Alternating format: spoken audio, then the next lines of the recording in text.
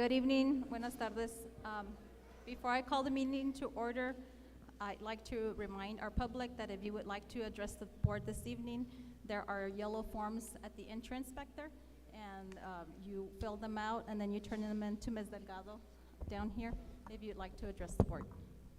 So now I call this to order this regular school board meeting for Gadsden Independent School District School Board this Thursday, December 8th, 2022 at 5:01 p.m. Ms. Delgado, can you please take roll call? Mr. Cano, Present. Mr. Castillo, Present. Ms. Flores, Present. Ms. Murillo, Present. Ms. Rodriguez. Present. Madam President, we have established quorum. Thank you, Ms. Delgado. I now turn it over to Principal Marquez. Good evening to all of you. At this time, I'd like to introduce to you our President, Elisa Bautista, from the Gadsden Independent School District here at Gadsden Elementary School, Student Council President. And we also have Derek Morales, our Student Council Vice President. At this time, I'll rise for the Pledge of Allegiance.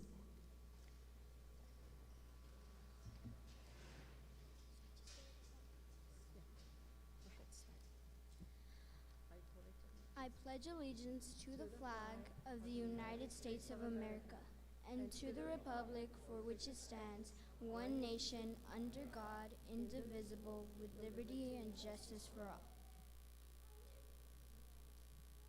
The New Mexico Pledge. I salute the flag of the state of New Mexico, the Zia symbol of perfect friendship among united cultures.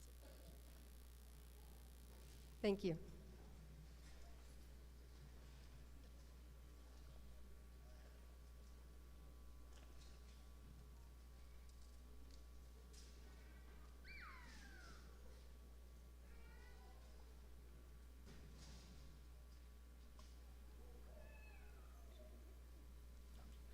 Ms. Marcus, let me first introduce Ms. Marcus, our principal here at Gadsden Elementary. She does an amazing job.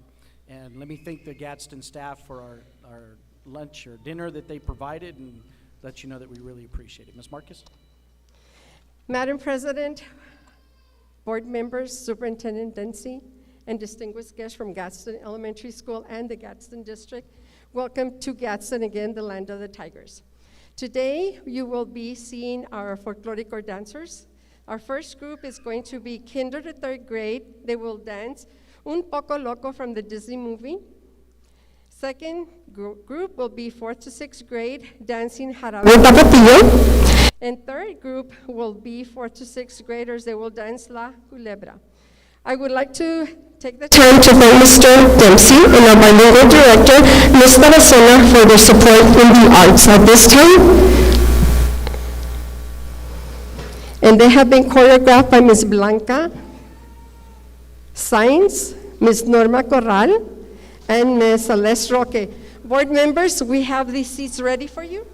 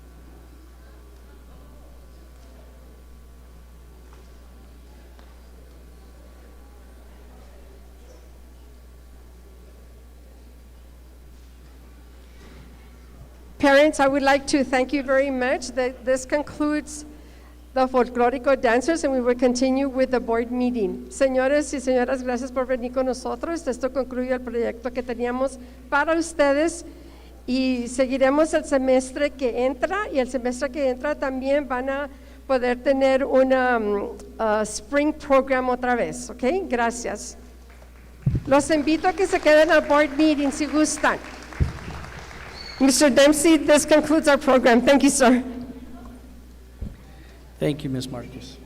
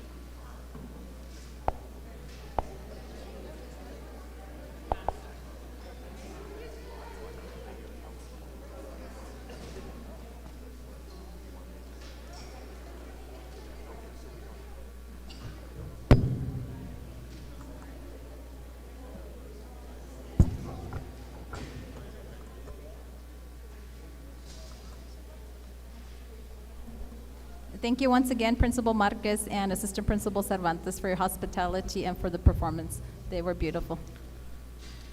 Okay, moving on to item number 3 on our agenda is our Superintendent Dempsey's district updates and recognitions. Superintendent Dempsey.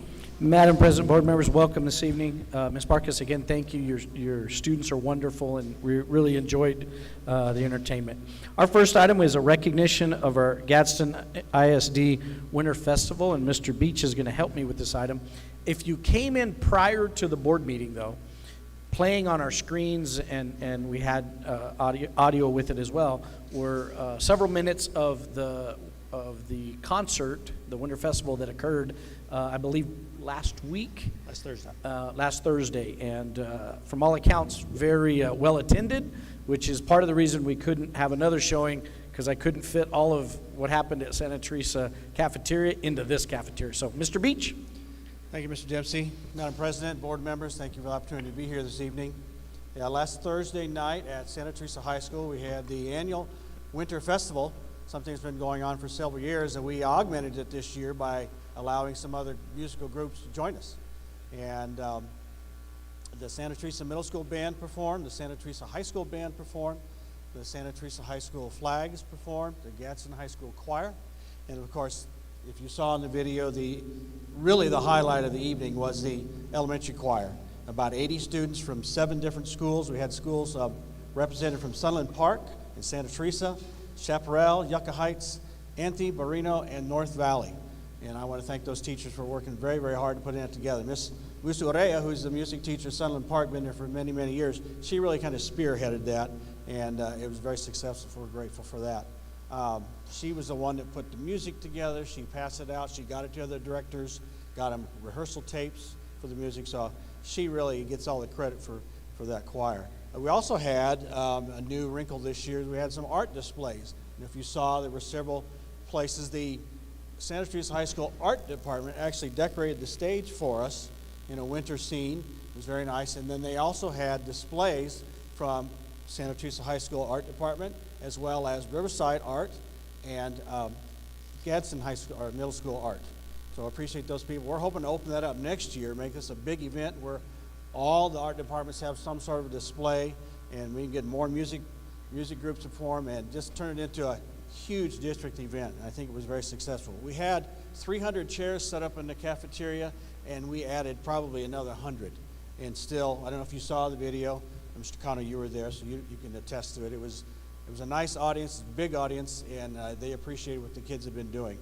I want to thank Mr. Carmona, wherever he went, for putting that video together. He did a very nice job of gluing that all together in the pictures and the video, and made it very, very nice for us all. That's really about it. I want to thank Mr. Dempsey and Mr. Arizona, my boss, for helping us work that all out.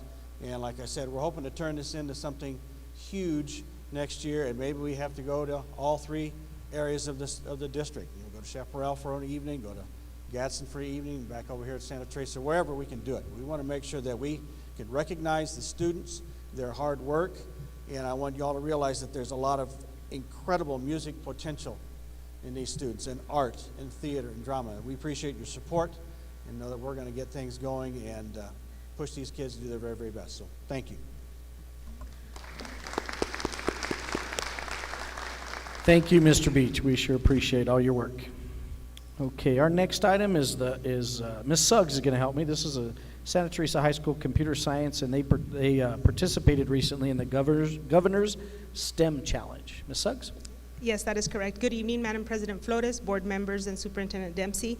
I do have the honor this evening of introducing a great group of students here, 10 students that took on the challenge this year, put together by Los Alamos, and in conjunction with New Mexico Workforce Connection and New Mexico PED. And the challenge was, imagine a New Mexico as a state known for sustainable and green manufacturing. What innovation or developments could be produced to foster our schools, jobs, and communities? So that was the challenge these 10 students took on. But before they come up and share their story, I do want to give up the space to 2 very important individuals. Without their passion, without their time, and their commitment. And I think Mr. Whitaker said it the best. It's not about the programs, it is about the people. And as principals, we know that we're not going to have a great school if we don't have great teachers. So at this time, I give up my time for Mr. Ross Robles and Mr. Saul Nunez.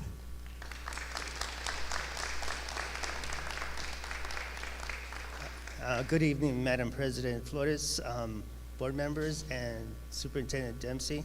I'm Ross Robles. I'm new to Santa Teresa High School. I came in 2 weeks after the school year started, and I'm the new, been working with these kids for the past couple of months, and I'm really impressed on how hard they work and how they work together, and they deserve the success that they accomplished this past week. I work mostly with the prototype with these 2 young gentlemen, and we must have printed that prototype 6 or 7 times. We were still printing it the night before at 6 p.m. And so, but that did not deter them. They were ready to go the early morning on Saturday. And let me introduce now Mr. Nunez. So thank you, Madam President Flores, for having us here, members of the board, and Superintendent Dempsey, thank you for having us tonight. The students, like Mr. Robles said, did work very hard on this challenge. There was over 40 schools from New Mexico there, many academies and Rio Rancho, Albuquerque, Las Cruces schools were there present. And also we had about 20 industry partners, including the ones that interviewed us was Meta, Facebook, ExxonMobil, Boeing, Molina Healthcare, and the Astronomy Association. They all interviewed our students. They all had nothing but great things to say to them. They did a fantastic job. I was told that 2 or 3 of those companies picked our school as the winners, but unfortunately only one of the companies could choose us. Very much like Shark Tank, so if you've seen the TV show, that's the kind of stress our students were in. They had about 5 minutes to present to each of the companies. They did a fantastic job. It was all really them staying after school most nights for the past 2 months or so, trying to put this project together. And so I just commend their efforts, and thank you for having us here. I'm now going to present our team. So.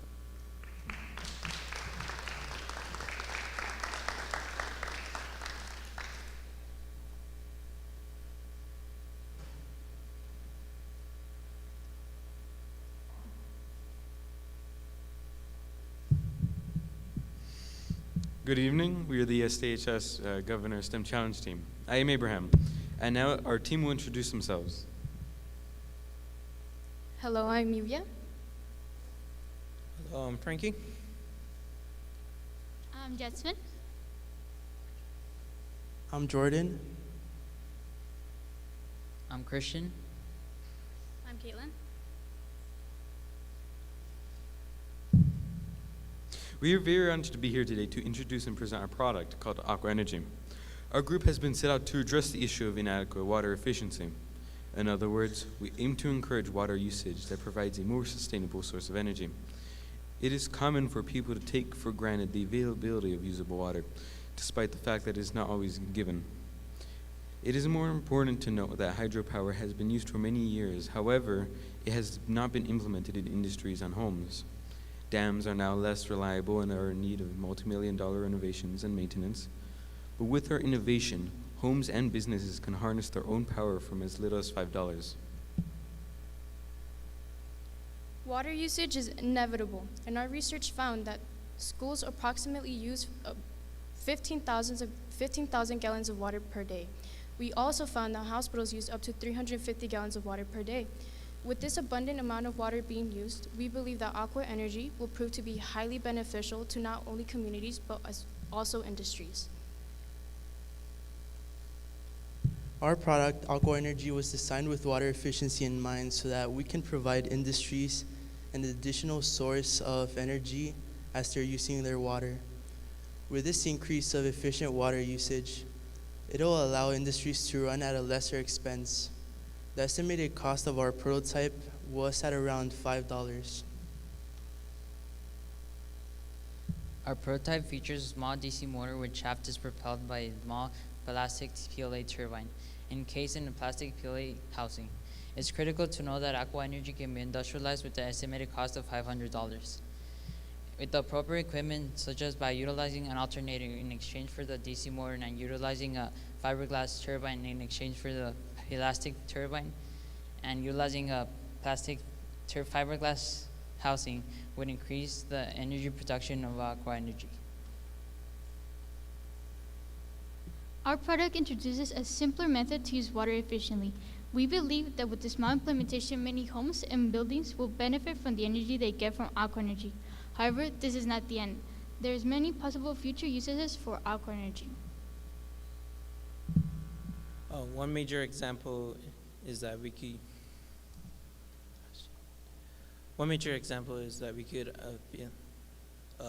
use energy produced by Aqua Energy to power LED lights, manufacturer equipment, and street lights at little or no cost. In conclusion, we promote Aqua Energy to be a low-cost alternative than other water processing methods.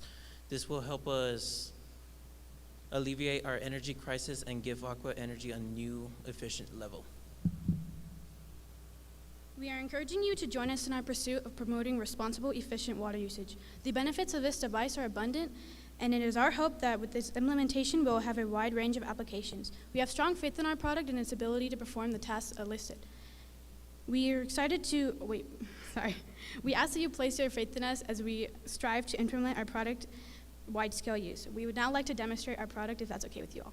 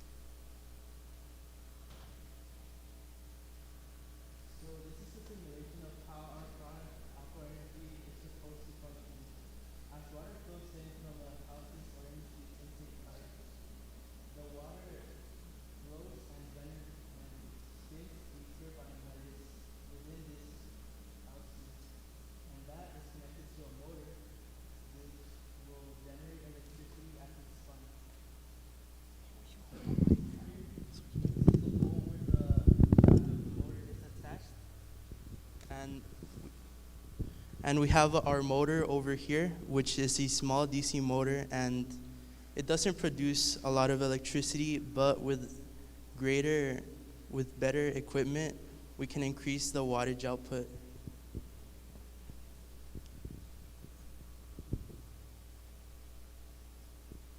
Thank you.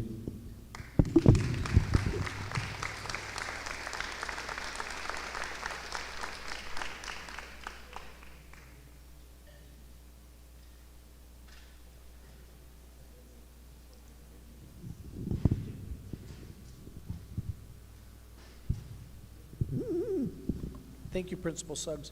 I think one thing, though, might have been left out, and I appreciate our students, but I think there was a financial award associated with this challenge that I just kind of want everybody to be aware of. Yes, that is correct. For being picked by Facebook, each of these students, and we're missing 2, will get a cash reward of $500. Outstanding. Good job. Good job. Okay, again, thank you, Ms. Suggs, and thank you to our students. We appreciate all that work and effort. Okay, our next item is recognition of our area legislators, and we're blessed tonight to have Senator Cervantes with us. But let me kind of begin, and a lot of people in this room have reaped the benefits of decisions made over the course of several years. Last year, we all experienced the largest raise in New Mexico public school history.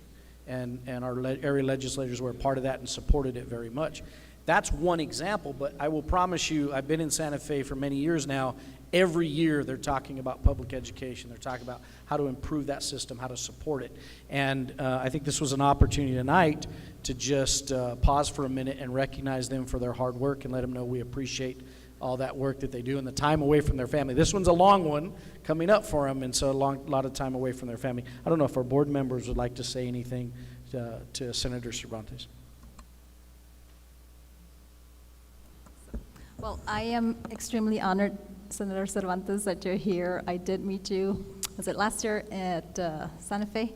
And so thank you for making the time. I know you were in a meeting and you came, so thank you so much. It means a lot, and thank you for all your work that you and your colleagues. I know you represent the Senate, but also our House members, for all the work. And I, myself as an educator, I am a teacher. It's like, it changes your ability to do other things with, with the salary that increase. So thank you so much for that, and for all the hard work that you have done and that you will do this upcoming legislative session. Thank you, sir. God bless you. My colleagues, anybody else? No?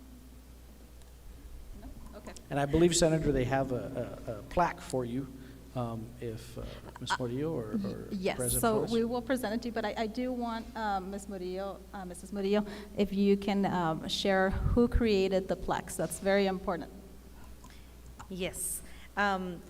So I know we have very talented students, and we have a lot of programs within the district, so we decided, well, why not? Let's use their talent, right, and give them a little bit of exposure out there.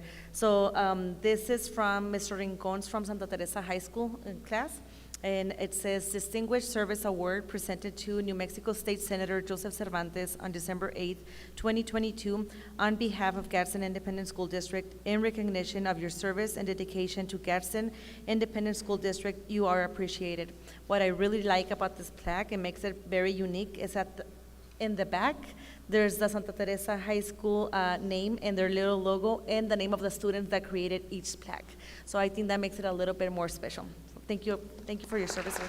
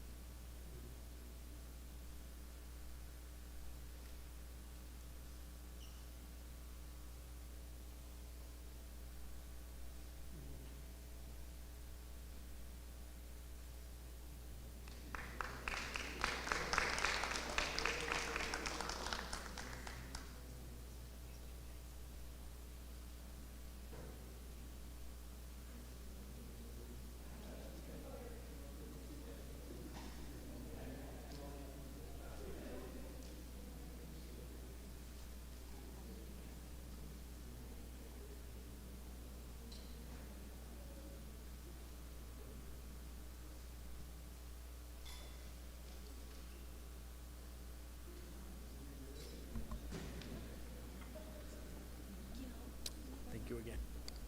Thank you, sir. Thank you for that.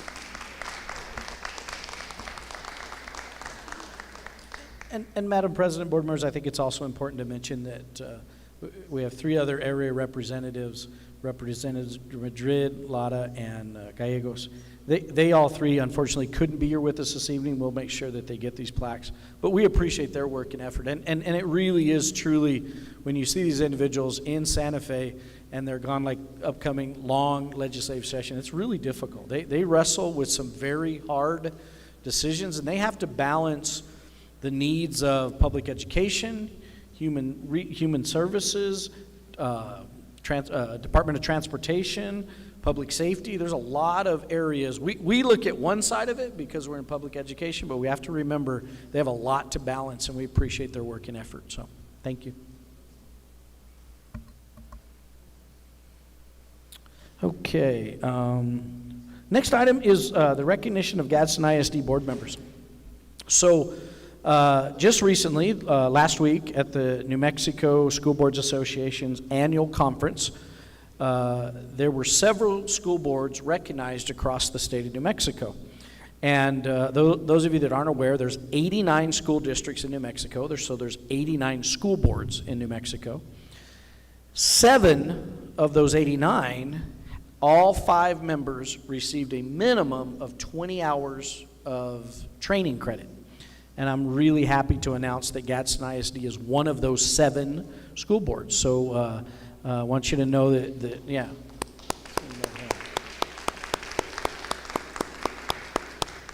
Again, as a board member, I go with them just about every time, but you got to remember, I'm on the payroll, and they're not.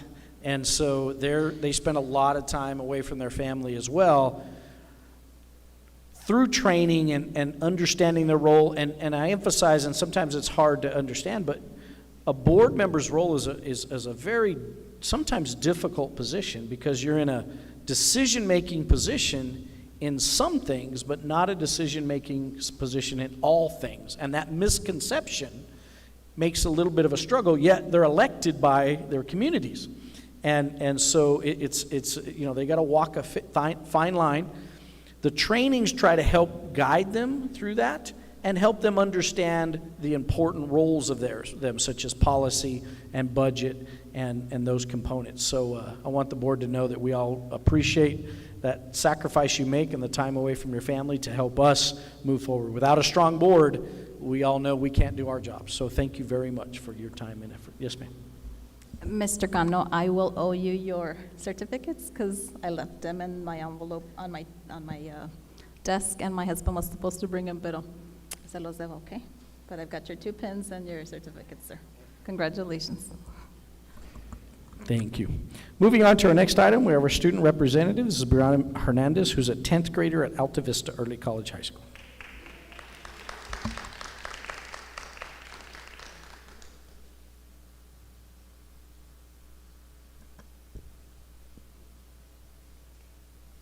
Good evening, Madam Board President Flores, school board members, Superintendent Dempsey, and guests. My name is Brianna Hernandez, and I am a sophomore at Alta Vista Early College High School, and it is my pleasure to report the latest on my school. This week, we have been taking our DCC finals, and next week, we will have our high school finals.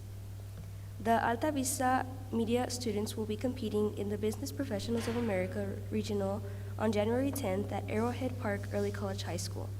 Students are competing in 10 different events, some of which include individual competitions such as digital media production and graphic design promotion, while others are team events such as podcast production team and visual design team.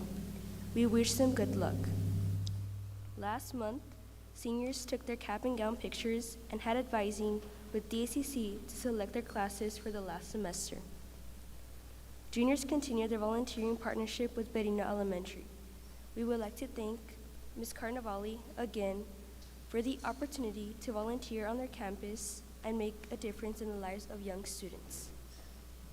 Brandy Apolaca, a 2020 graduate of Alta Vista Early College High School and former District Student Leadership Council member, is continuing her internship on our campus and providing our students with guidance from her experience as a student here. We're excited to continue our school clubs and organizations such as Chess Club, Science Club, and National Honor Society. Our academic counselor, Ms. Angel, has begun her recruiting process for the 2023-2024 school year. Last week, she and a few seniors visited each middle school. Their seniors presented to the 8th graders and were able to answer any questions they had.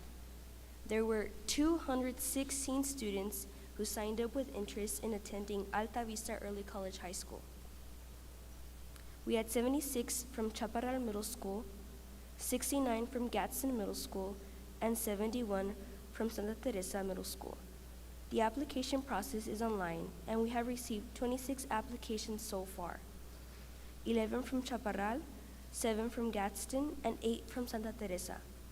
The maximum number of students that can be accepted is 66, and the deadline to apply is January 13th. All application information is located on our school website under the admissions link. We look forward to reviewing the applications and selecting our incoming Mighty Owl freshman students. On Tuesday, we had an 8th grade virtual parent meeting to provide information to the parents about our school and the application process. We had 48 parents that attended the virtual meeting. In closing, it has been my pleasure to have shared about my school, Alta Vista Early College High School. And as always, we thank our school board, our superintendent, and the Gadsden continued support. As a student of Alta Vista Early College High School, I want to express my gratitude and appreciation for this excellent opportunity as I begin my journey to higher education in pursuit of a degree in the medical field.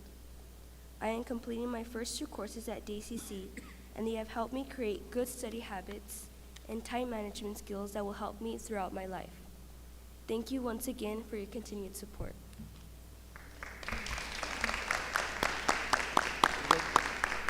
Thank you, Ms. Hernandez. Okay, we are down to board report. Ms. Morillo? Good evening, everybody. Thank you to Ms. Marquez for your hospitality. I was a little bit late, so I wasn't able to spend much time with you guys in the library, but thank you so much for the staff and all your hard work. I know we come in and take away a little bit and shake things up for you guys when we come in and visit your schools, but we truly, truly appreciate you guys doing this for us. Congratulations to Sunland Park music teacher for winning the New Mexico Elementary All-State Choir. I want to wish you guys safe travels to Farmington. I think they're going next week for their upcoming competition. Also, I'm seeing a lot of schools being involved with the community, and I love when I myself like to be involved in the community, but seeing the schools from elementary all the way to middle school, I think that's amazing. And so I saw recognitions from the WIC recognizing Mr. Smith. I think they did a food can drive, and they received their food cans this week, I believe. And then I saw they're doing the Santa Teresa High School is doing the Toys for Tots, the job training program students. They're putting this together, so don't forget their last day to receive this toys are gonna be Wednesday the 14th is the deadline. Also, thank you so much to the Charitable Foundation for their donation to Santa Teresa High School. I think it's going for the senior breakfast. So thank you so much for those donations, and I think the more involved that we get, the more positive things that we see, not only to the community, but to our schools as well. I'm seeing a lot of competitions out there, and there's too many to mention, but it's great to see Gadsden's name out there with the community. We're seeing more people when we went to Albuquerque this last weekend. Our name is being recognized more and more, and I think that's great. People are getting to see that now they want to come over here and see what we're doing, what you guys are doing, the staff, the teachers, so they can implement at their own schools, and I think that's amazing as well. Congratulations to the Santa Teresa Computer Science for their winning the Governor's STEM Challenge. And then thank you so much to our student rep. Is she gone? Okay. She's gone, but I'm sure we can tell her to go back and see it. good luck to all the Altavista students for their finals. I was there last week, and my fellow board members got to see a little bit of the stress, and it's hard. It's hard, dealing with as an adult, dealing with finals and life and being a parent. And so you guys have one job to do, and I think things are much easier when you guys are at that age because you guys have one thing to worry about. I look forward to the DPA graduation next week. I think that's one of the things, seeing the students graduating and accomplishing great things, and so I can't wait to see that this next week. And I am sad that I was not a part of the winter program. I heard great things. My kids perform, and I told my husband, you better send me pictures and videos because I want to be there. And but I saw a little bit of the video, and I think it was amazing. So I know Mr. Cano got to see that because he wasn't able to join us. We do receive some training as well as board members, and it's a lot of learning, but we come back with great things to see. We get to meet new principals, and we got to meet some superintendents, and it was nice to see how a lot of the superintendents, recognize our own, and they say what a great superintendent that we have, and how great of a board. Thank you so much, Mr. Dempsey, because they were speaking highly about us as well. So it seems like we're doing some pretty good things down here, and I think that concludes my report. Thank you, Ms. Murillo. Mr. Cano? Good evening. First of all, I want to thank Mr. Beach and Mr. Shrugs for doing the winter program. It was awesome. I mean, I haven't seen a program like that, I dare say, since I was in high school, many moons ago. It was awesome, and I hope that this type of program can be stronger come next year, involve more schools. I think that brings everybody in Gadsden together is something like that when we have to celebrate the holidays that we have. It was awesome, and I also want to thank everybody that was involved in putting the show together. I also want to congratulate the STEM class for the work that they've done. I hear that they got their new VR sets as well, and I'm hoping that we can get them, because what I know about the VR sets is they take a lot of data. So hopefully we can help them out with getting data so that we can create wonderful things out of those VRs. I also want to thank our legislators who are getting ready to go into battle for us to bring us hopefully some good news coming in the next couple of months, in the next 30 days. They go into battle for us, and hopefully we can come out strong and help our district, help our parents, and everybody that around us. And that concludes my report for today. Thank you, Mr. Cano. Mr. Castillo? Thank you. First of all, as always, Mrs. Marquez, thank you for your hospitality. Home away from home, this is where my youngest came to school. He finished his first semester at Auburn, so this is all due to his foundation right here at Gadsden Elementary. I'm real proud about the kids. They're the folklorico. I'll put money that half, if not all those kids, if you want to make a conversation with them, they won't talk, but they can dance, right? It's awesome to see them. I'm pretty sure their parents are proud. As with the STEM program, you see them all lined up, and they're proud of their accomplishments, and again, they should be. Something so simple, yet something so powerful, and the majority of us, it's over our heads, but good for them. I also attended that annual convention, and the only thing I'm going to say about that is that I kind of got out of my comfort zone, but I came to find out that that's not necessarily uncomfortable, and I'll leave it at that. So thank you. Thank you, Mr. Castillo. Ms. Rodriguez? Well, like my colleagues here, I'm sorry that I missed that, the Winter festival that happened at Santa Teresa High School. I know I had seen some great shows before, and I hear that this one was very, very big. So it's something that, unfortunately, we weren't able to attend because we were over in Albuquerque. But I want to congratulate Ms. Urea for sure. You know, she is my daughter's inspiration, and she's someone that motivated her to become who she is. And she's a music teacher, thanks to Ms. Urea and a couple other teachers that really inspired her to go into that field. So I think that doing things like this, we never know what heart we're going to touch, and that's what we want, right? We want our kids to be able to see that they can do a whole lot. So thank you for that, for everyone that participated and that had something to do with that. And as I was saying, we were over in Albuquerque, so we attended the NMSBA annual convention, and I'm going to elaborate on what Mr. Castillo said. We were very proud of him because, as we all know, he always tends to be on the side and hiding. We were part of the panel, and the first person that spoke out of the whole panel, there were several boards, we're proud to say that it was Mr. Castillo.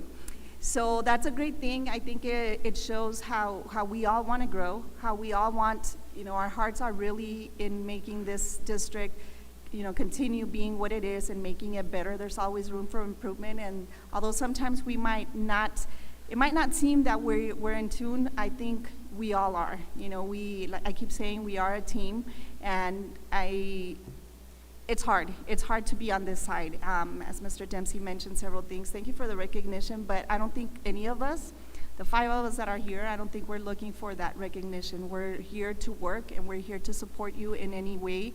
And although there's those little frictions at times, please know that we do it in good faith. The STHS computer science, wow, you know, talk about being very, very acquainted with what they were doing. Again, it's because of great teachers that are there to support them, and our children, our students they're gonna know that there's more beyond just, you know, 1 + 1, and you know, there's great things out there, and it's amazing that they are gonna receive a $500 recognition. You know, it's something that they work hard for, and so $500 is not a whole lot if you think about it because of all the work that they put into it, but they deserve it. And thank you, Ms. Marquez, for, you know, the school is wonderful. I walk in here and it's so neat, and the decorations and everything. Thank you for the dinner. It smells great. I haven't had it, but I think it's gonna be delicious. And I helped I went to Kohl's. I wanna thank our social workers for all the work that they do. It is very humbling to see that they work overtime to help once again, our students. And thank you for partnering with many people out there that are willing to support our children. It was very inspirational, very motivating, you know, to keep going and to look for all those things that really can assist our children. And I think that concludes my report. Thank you, Ms. Rodriguez. Ms. Flores? Good evening, everybody. Thank you once again for joining us in person and online. I'd like to start by recognizing, where did Ms. Marquez go? Principal Marquez, thank you so much for your hospitality, and also to her assistant principal, Erica Cervantes, apologize, for your hospitality. And the folklorico performance was wonderful. I had mentioned at a previous school board that I used to dance, and so I noticed the wonderful olas that the girls were making, beautiful. And so thank you to the instructor who instructs our kids. Before I forget, we won't be seeing you all until next January 2023, so Merry Christmas and Happy New Year to our Gadsden Peninsula School District family, and to our teachers. What did I say? Did I say something wrong?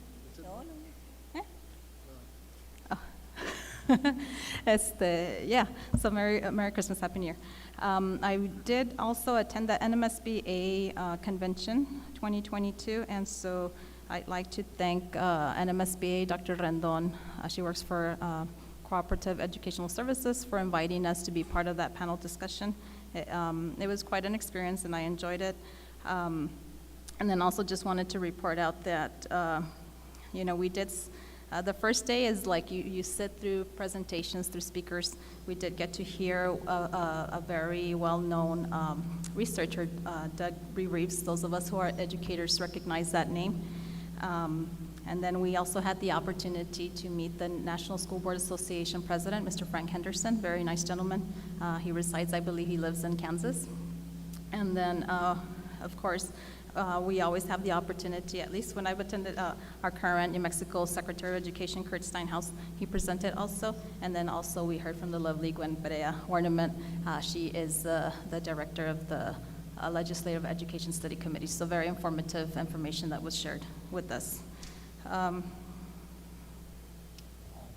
then also it was awesome to meet, you know, as being a female Hispanic, I'm going to encourage you principals that are out there that are women in general to pursue being superintendents, because when I first attended these conventions, all I saw was really, no offense, but men leading districts. I'm going to encourage you all that are sitting out there that are watching, you know, to pursue being superintendents. We need more women superintendents. So I got the pleasure to sit down with two awesome ladies, one from House and one from Mosquero. Learned a lot from them, and they work in little districts, but they have their challenges too. But it was a pleasure to meet those two individuals. Got to have dinner with one, two very nice ladies. I was looking at the board, and I know after, I think it was in November 17, we did have our legislative dinner after our last school board meeting. So I do want to take the time to thank Las Cruces Public Schools for hosting that event. We'll be taking turns, so I'm not sure if it'll be our turn this upcoming year, but it's between Hatch, Las Cruces Public Schools, Gadsden, and DACC. So we did have, I do want to give a shout out to Ray Lara, New Mexico Rep. Ray Lara. He did attend in person. He wasn't able to be with us tonight. But I thank you, sir, and Mr. Willie Madrid and Doreen Gallegos for all the work that you do, and of course, Mr. Cervantes. This week I did also attend the Chaparral Middle School Design Committee, because as you all know, it is going to be remodeled. So thank you for the invitation, Ms. Nancy Vela. Thank you. And it was awesome to see, you know, teachers and all sorts of educators that play different roles at Chaparral Middle School present. And I got to meet the architect, that's the head, Mr. Miles Krenzel. And so it was a good meeting. I look forward to seeing Chaparral Middle School being remodeled. I know Ms. Hernandez and current principal Rita Avila are excited about this. And then I'd like to, I know next week, next Thursday, we will be attending the Desert Pride Rattlers graduation. So congratulations to the fall class of 22. Awesome job, and congratulations to you, Ms. Ludwig, son sus hijos, que los quiere mucho, and thank you for all you do for our kids. Once again, congratulations to the Santa Teresa High School Computer Science team. They did an awesome job. Let me see. I'd also like to take the opportunity to recognize a very special person that's in this crowd this evening, in this audience, and her name is Novia Tarazona. Why am I congratulating you, ma'am? Because you wrote your first resolution for the Gadsden Independent School District, and it was presented back in October. I'm no longer part of that resolution committee, but it was presented to the NMSBA resolution committee, and that was the one that they did approve. So that means that it moves forward, and it's backed up by the NMSBA. So yes, congratulations. And but it's still not it's a good thing. It's not a win yet for us bilingual educators, because it's just showing support for that. Hopefully our legislators will take into consideration that. And unfortunately, Mr. Rapp and I would like to announce that they declined the resolution for stipend for special education teachers. Know that as long as I'm in this board, and even if I'm not on the board, I will continue to advocate for that, because hopefully it happens during my term here that we see that to come. I don't comprehend why, because these individuals that represented everybody from Gwen Perea Warneman, Steinhaus, Reeves, in their presentations, they made the statements that we are in a need for special education teachers. And I'm thinking, duh, like, that's why we need the special education stipend, in order to retain and to attract those individuals to the field. So, I make a commitment to continue to research that, and with your help, let's see what we can do to move that forward. And we tried, because on the floor, when they were approving, I stood up and I respectfully disagreed, pero pues ni modo. But we won't give up. And let me see. And then the two more things.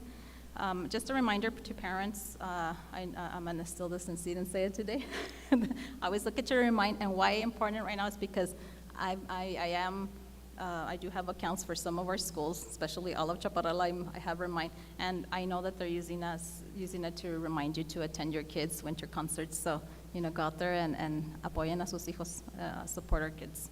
And then finally, I'd like to give a shout out to, where's Miss Avila? Is she still here? Miss Avila, congratulations to our 8th grade basketball team. You guys, all of you, should have been there last night, and if you weren't there last night, you can go on my Facebook page, and I've got the 8 minutes, actually about 12 minutes worth of footage from last night. It was an intense game. It was a back and forth game. The game ended tied, so they had to go to overtime, and it was going back and forth, back and forth. Unfortunately, we lost by 1 point, but I'm very proud of our boys. And I'm very thankful to our dedicated coaches. Ms. Lopez, you got great talent, like I said, coming up in football, coming up in basketball. Support your coaches, your athletes. So we're gonna give you a challenge, Santa Teresa High School and Gadsden High School, so here comes the future Lobos. So, and with that, I conclude my report. Thank you, Ms. Flores. Okay, so moving on to agenda item number 4, our human resource report. Do you know that that is just for public knowledge? No action is required on the behalf of the board. Then moving on to item 5, modification of the agenda. Do I hear a motion? I'll make a motion that we accept the agenda as is. Mr. Castillo has made a motion. Superintendent Dempsey? So recommend. All in favor? Aye. Aye. All opposed? Motion carries. Moving on to item 6, regular school board meetings for November 10th, 2022. Do I hear a motion? Madam President, I'll make a motion to accept the regular school board meeting for November 10th, 2022. Mr. Cano has made a motion to accept item 6. Superintendent Dempsey? So recommend. All in favor? Aye. Aye. All opposed? Motion carries. Moving on to item 7, consent agenda. Do I hear a motion? I make a motion that we accept the consent agenda as is. Okay, Ms. Murillo has made a motion. Any questions or comments? Okay, Superintendent Dempsey? So recommend. All in favor? Aye. Aye. All opposed? Motion carries. Moving on to open forum. Ms. Delgado, do we have any speakers that would like to address this board this evening? Madam President, we do have open forum. And thank you, ma'am.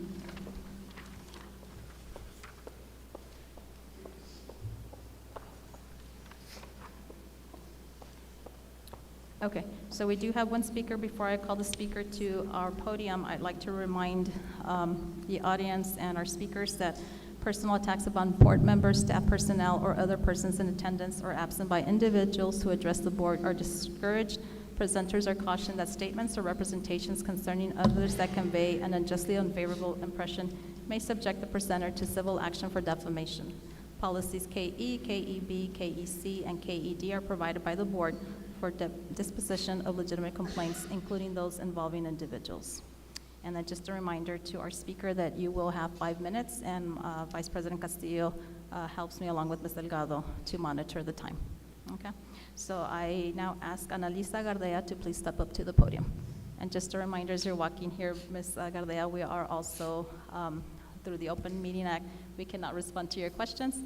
However, Mr. Dempsey does, once I give this to Ms. Delgado, your information is put into a Google document, and then someone from the district should respond to you in a timely manner. Okay. Go ahead, ma'am. Good afternoon, Madam President Flores, school board members, and Mr. Dempsey. My name is Analisa Gardea. The Gadsden High School pool has been a mainstay in the community for decades. It is a tremendous asset to have a district swimming pool that provides our children a safe, affordable recreational opportunity during our summer breaks. Many of our children learned how to swim there when swimming lessons were offered in the past. While you may argue that Wet n Wild is available for summer recreation, recent price increases there put that opportunity out of reach for most of our residents in the community. Perhaps the district could justify keeping the pool operating if it developed PE curriculum and a summer recreation program where children can be bused in from around the district, including Chaparral and Sunland Park. Parents and their children would benefit from having structured recreational opportunities in a safe, controlled environment. Our high school students would also benefit if the district were to make a concerted effort to hire them as lifeguards and supervisors. Many of them would enthusiastically seek those positions if they know the opportunity exists. Not many students actively browse the district website, if any, so a concerted effort to fill its staff would have to go beyond simply posting it on the GISD website. Also, let's remember that Gadsden is a Title I district. Many of our children are at risk, and our students with disabilities would benefit from therapy, not to mention that it could provide great workout sessions for our athletes. We have collected 1,189 signatures regarding our desire to have the pool remain open and available to our children during the summer. If the district truly cares about addressing the needs and desires of the residents it serves, then you will do the right thing and reopen the swimming pool. This being said, please let me know where I may submit or forward the signatures we have collected of our Save the Pool committee. Thank you. Thank you, Ms. Gardia. Have a good evening. Thank you. Okay, moving on to our action items. So we'll start with 9A, Gadsden High School Academic Building Metal Roof Replacement. Superintendent Dempsey. Madam President, board members, Ms. Villa is going to help us with this item.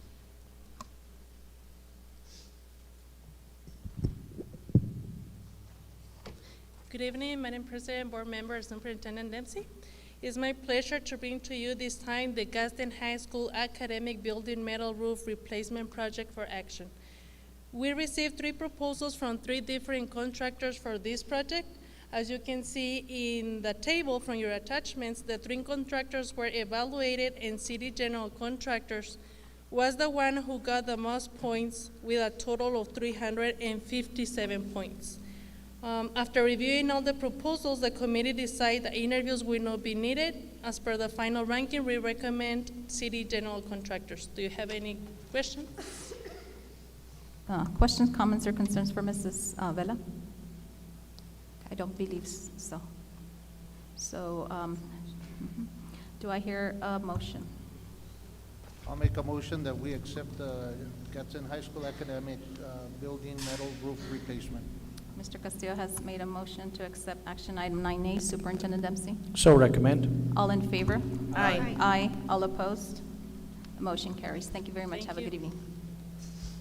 Okay, moving on to action item 9B, proposed demolition of the Alamo building. Superintendent Dempsey. Madam President, board members, Ms. Cadena is going to help me with this item. However, I don't want to panic you. The way we had prepared the agenda, we do have it under action. I'll tell you right now, my recommendation is to table this item currently. However, we want to take this opportunity to update you on, we did get to sit down with our partners at the City of Anthony, our mayor and city manager, and got to share with them where we're at with this particular item. One of the things I would want to share, and I'll let Ms. Cadena jump in here, we provided them the report for Palms and Associates.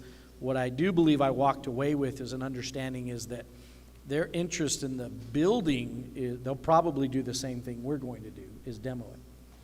What they're needing is watershed.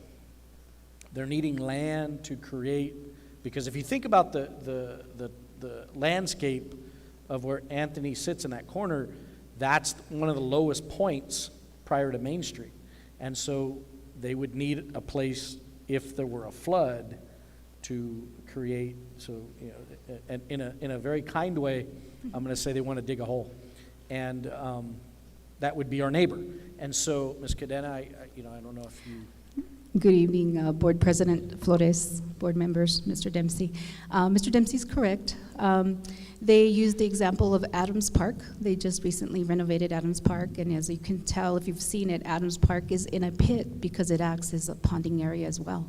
And so they expressed like Mr. Dempsey said, the desire to build not as deep as Adams Park is, but a ponding area nonetheless on that side where the Alamo sits, on that side.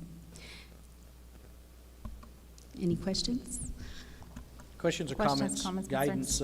We really, I'll tell you that, Ms. Cadena, what we need from the board is just maybe just increased discussion to get a feel for where we need to go with it. Because there is a reality that we've applied for some dollars for demolition, about $800,000 it would take to demo. The state right now will pay for that. So we really might, if we're not careful here, might walk away from that $800,000 even to come back and demo. So we really just need some guidance and thoughts from the board to see where we go from here. We do need to give the city some time, as we've discussed, to talk about this, and so I'd love to hear your thoughts and input on where we're at. Go ahead, Mr. Castillo. Madam President, yeah, from day one, I mean, they had already talked about this before, and what they wanted was right there where the soccer field is, right? You know, give or take. Yes, sir. They want to make that I don't know, 4-foot pond, have all the water drained there, and then, you know, have a mosquito farm, you know, basically. So, my opinion is my opinion, but, yeah, from day one, but I mean, initially, again, the conversation was, you know, at first, and I'm pretty sure this is before they knew the extent of what the Alamo needed, but their intentions way before then was to make that soccer field a pond, you know, and collect water. So just as info, I mean, I guess that hasn't changed. So again, my opinion is my opinion, but we're going to table it. I mean, unless there's more discussion, I would make the motion to table it. I guess I have a comment before I continue, is that I just wanted to make sure, do we have something in writing? And let me see, let me check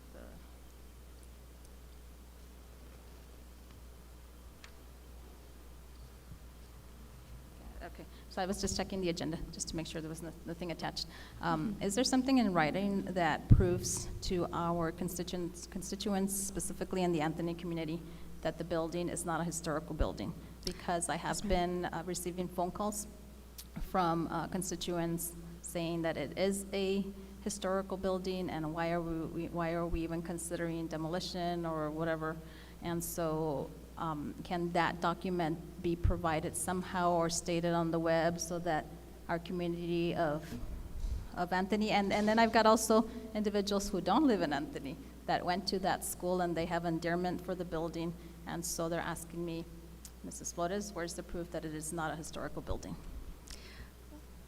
President Flores, board members, Mr. Dempsey, yes, we have an email. If it would satisfy the board further, I can get it in a formal letter, but we have an email from the head of the New Mexico Historical Register, and he verifies that it is not historical.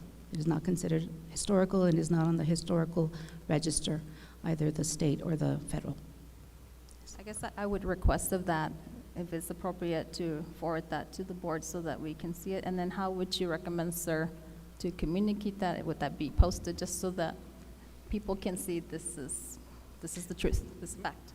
Madam President, board members, I believe in, Ms. Cadena, correct me if I'm wrong, but I think the previous time that we spoke about this, it is included in that supporting document. But Yes. what we could do is just upload that item to this agenda after the meeting, and then that way you can refer people to this agenda and they can see that item there as well. But it absolutely clearly states that it is not considered a historical facility. Okay, any further questions, comments, or concerns? Go ahead, Mrs. Murillo. Mr. Dempsey, I have a question. So they're proposing that this becomes a punting area, how would that affect us if we build something? Does that affect, I mean, considering that, you know, water running, are we in any kind of danger if we build something there? Madam President, so the conversation before, right, they had asked us if when they were doing the planning on Clark, 4th Street, they asked us if we would allow them to send drainage there. So in other words, if the city gets it, they'll do whatever they want to, right? But they had asked for permission from the district if we allowed them to drain into that property. And, you know, back then I said no, again, because we have the elementary. And depending when it rains, we have the kids there. The last thing I want is the mosquitoes to eat our kids, and they'll eat them alive. You know, especially if they put upon there a drainage pond, I get it. I mean, if we get that 100-year flood and Anthony or Adams floods, you know, we're gonna have a mosquito farm. So why let them put one now next to the elementary? So the intention, they asked for permission. Again, I said no. So if we offer it up, that's their intention, right? I mean, that's what they're saying. So again, obviously have some more discussions, you know, and you know, as far as it being a historic, if somebody's telling us that it's historic, I mean, like everything else, if we have to prove that it's not, they should prove it is, right? I mean, whoever's saying it is, you know, and I get it. I mean, you know, me being from Mero Vista, you know, Sunland Park Elementary, the city hall is dear and near to me, and I get why the Alamo is near and dear, and that's why I said, you know, let's talk to them. But if they're gonna demolish it to make a mosquito farm, I say we keep it. I say we keep it. But again, that's just my opinion. One last question is, do we have, I'm agree with you, Mr. Castillo, yes, no mosquito farm there. But I'm just curious, in the event that they were not gonna create a mosquito farm, what is the value of that piece of land? Madam President, I am in the process of acquiring an appraisal firm to appraise that piece of land. And so I will provide that to Mr. Dempsey once I get it. There are some comps in the area that we've seen, and anywhere between $3 to $6 million for a corner lot like that. Any further questions, comments, or concerns for Mrs. Cadena? So I believe Vice President Castillo has made a motion that we table action item 9B, proposed demolition of the Alamo building. Superintendent Dempsey. So recommend. All in favor? Aye. Aye. All opposed? Okay, motion carries. It is tabled. Thank you, ma'am. Thank Good evening. Okay, moving on to action item 9C, proposed change to board meeting protocols, adding work session. Superintendent Dempsey. Madam President, board members, we've had a little bit of a discussion about this possibility. I shared that there's a few districts up in the Four Corner area that use a different process. The process could look like you have a work session that begins at 5, that goes for no longer than 55 minutes, and then the regular meeting begins at 6. During that work session, all presentations would be completed. Board members would absolutely have opportunities to ask questions. The work session just operates in a little less formal manner. And then as you got into the agenda, as a board member, you have an opportunity to process, if you will, the meat of that presentation, and again, ask questions as well. And so that's just it's a little bit of a change in the process. Those particular boards are having some success with it. I sent each of you a couple links to take a look about how they were posted and what that might look like or sound like. And so I'm open for any conversations about it. We can implement beginning in January if the board so chooses. Okay, questions, comments, or concerns for Superintendent Dempsey? Mrs. Murillo, go ahead. Have more like a comment. I know there's one of the reasons that I agree that we do this change is many of our parents, they want to attend. And I'm not saying that they're gonna attend, but they want to come and speak to us, and they know that at 5 o'clock they get out of work. And so I think starting at 6 p.m. with all this, I think that will give them an opportunity to attend. And also for our principals and staff that are here, I also think that, you know, it will give them a little bit of flexibility there to get some personal things done and then come and join us. Any further questions, comments? So I'd like to make a comment. I agree with what you said, Mrs. Murillo. However, I personally don't feel at this time that I would be ready to vote in favor of this, simply because I would like to view the examples, and those were requested. I know I requested the last time. And then, so you did, thank you, sir, for providing those to us. Yeah, I'd like to get an opportunity to view those, and I would ask my colleagues. I mean, so I will be honest, this was sent yesterday, and so I have not gotten a chance to review this. Did you all get a chance to review this? Did you? Okay. So you actually saw the videos, everybody? Yeah.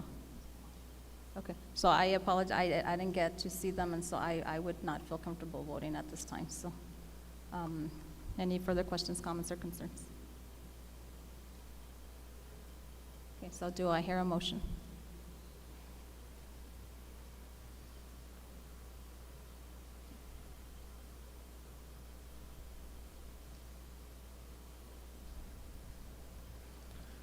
I'll make a motion that we table it so that you can get some more information then. Okay, Mr. Castillo has made a motion that we table this. Superintendent Dempsey?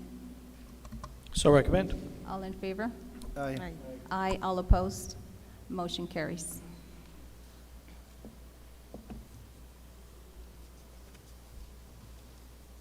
Okay, moving on to action item 9D, resolution. Decreased percentage of insurance premiums paid by employees to 20%. Superintendent Dempsey. Madam President, board members, so I have before you a resolution. This is identical copy. This was at the request of Ms. Flores. This is a copy with name changes from the Alamogordo Board of Education and a resolution that was recently, I believe, maybe even passed by the NMSBA or discussed there. This is very specific to the 80-20 bill, which has to do with the medical benefit package that is moving, possibly being projected or talked about at our legislative session, upcoming legislative session. And just a side note, I would just add, I'm also a member of the New Mexico Public School Insurance Authority. We met today, and there was a conversation about this bill. And so I'll share with you, while I'm optimistic for our employees, because this could be a huge benefit to our employees, what I heard today was a possible price tag of recurring dollars estimated at $60 million. And I also heard that there's 8 scenarios being discussed, which tells me we're already negotiating lower before we even get to the legislative session. So the likelihood, and I think I still recommend we pass the resolution, but I will say I think we're going to have to work really hard to get this one through. Questions, comments, or concerns? Go ahead, Mrs. Murillo. Just a comment. Many teachers, principals, employees from the district has come, at least to me, and I know some of you guys as well, making calls saying, expressing their concerns and frustration of how much insurance they're paying, and I think this is a great opportunity to help them out. I didn't see that side that you were explaining to us in Albuquerque, and now I'm concerned. So I have been calling one of the people that I call, because I know Ray Lara is carrying this bill, and I want to learn more about it, but just know for all the employees that they are thinking about you, and they're trying to see how can they help you when it comes to insurance. I was not aware that you guys paid a big amount of insurance. Any further questions, comments? So I'd just like to actually acknowledge it. I requested it because my fellow board member, Arlene Murillo, is actually the one that is the driving force of this. So I'd like to attribute that to you. Thank you so much, Mel. And then I also want to take the time to thank Dr. Moore. He is our superintendent of Alamogordo Public Schools. And so it was meant to be, because when I was coming back, on my way back from Albuquerque, I made a stop at the last McDonald's before you leave Albuquerque. And then I was there waiting for the Happy Meal, and not for me, of course, but no, I did actually get one. But anyways, he walked in, and then he keeps looking at me, and I'm like, hello, sir, Dr. Moorhead. And he goes, you were on the panel, right? And I'm like, yes. And then I introduced myself again.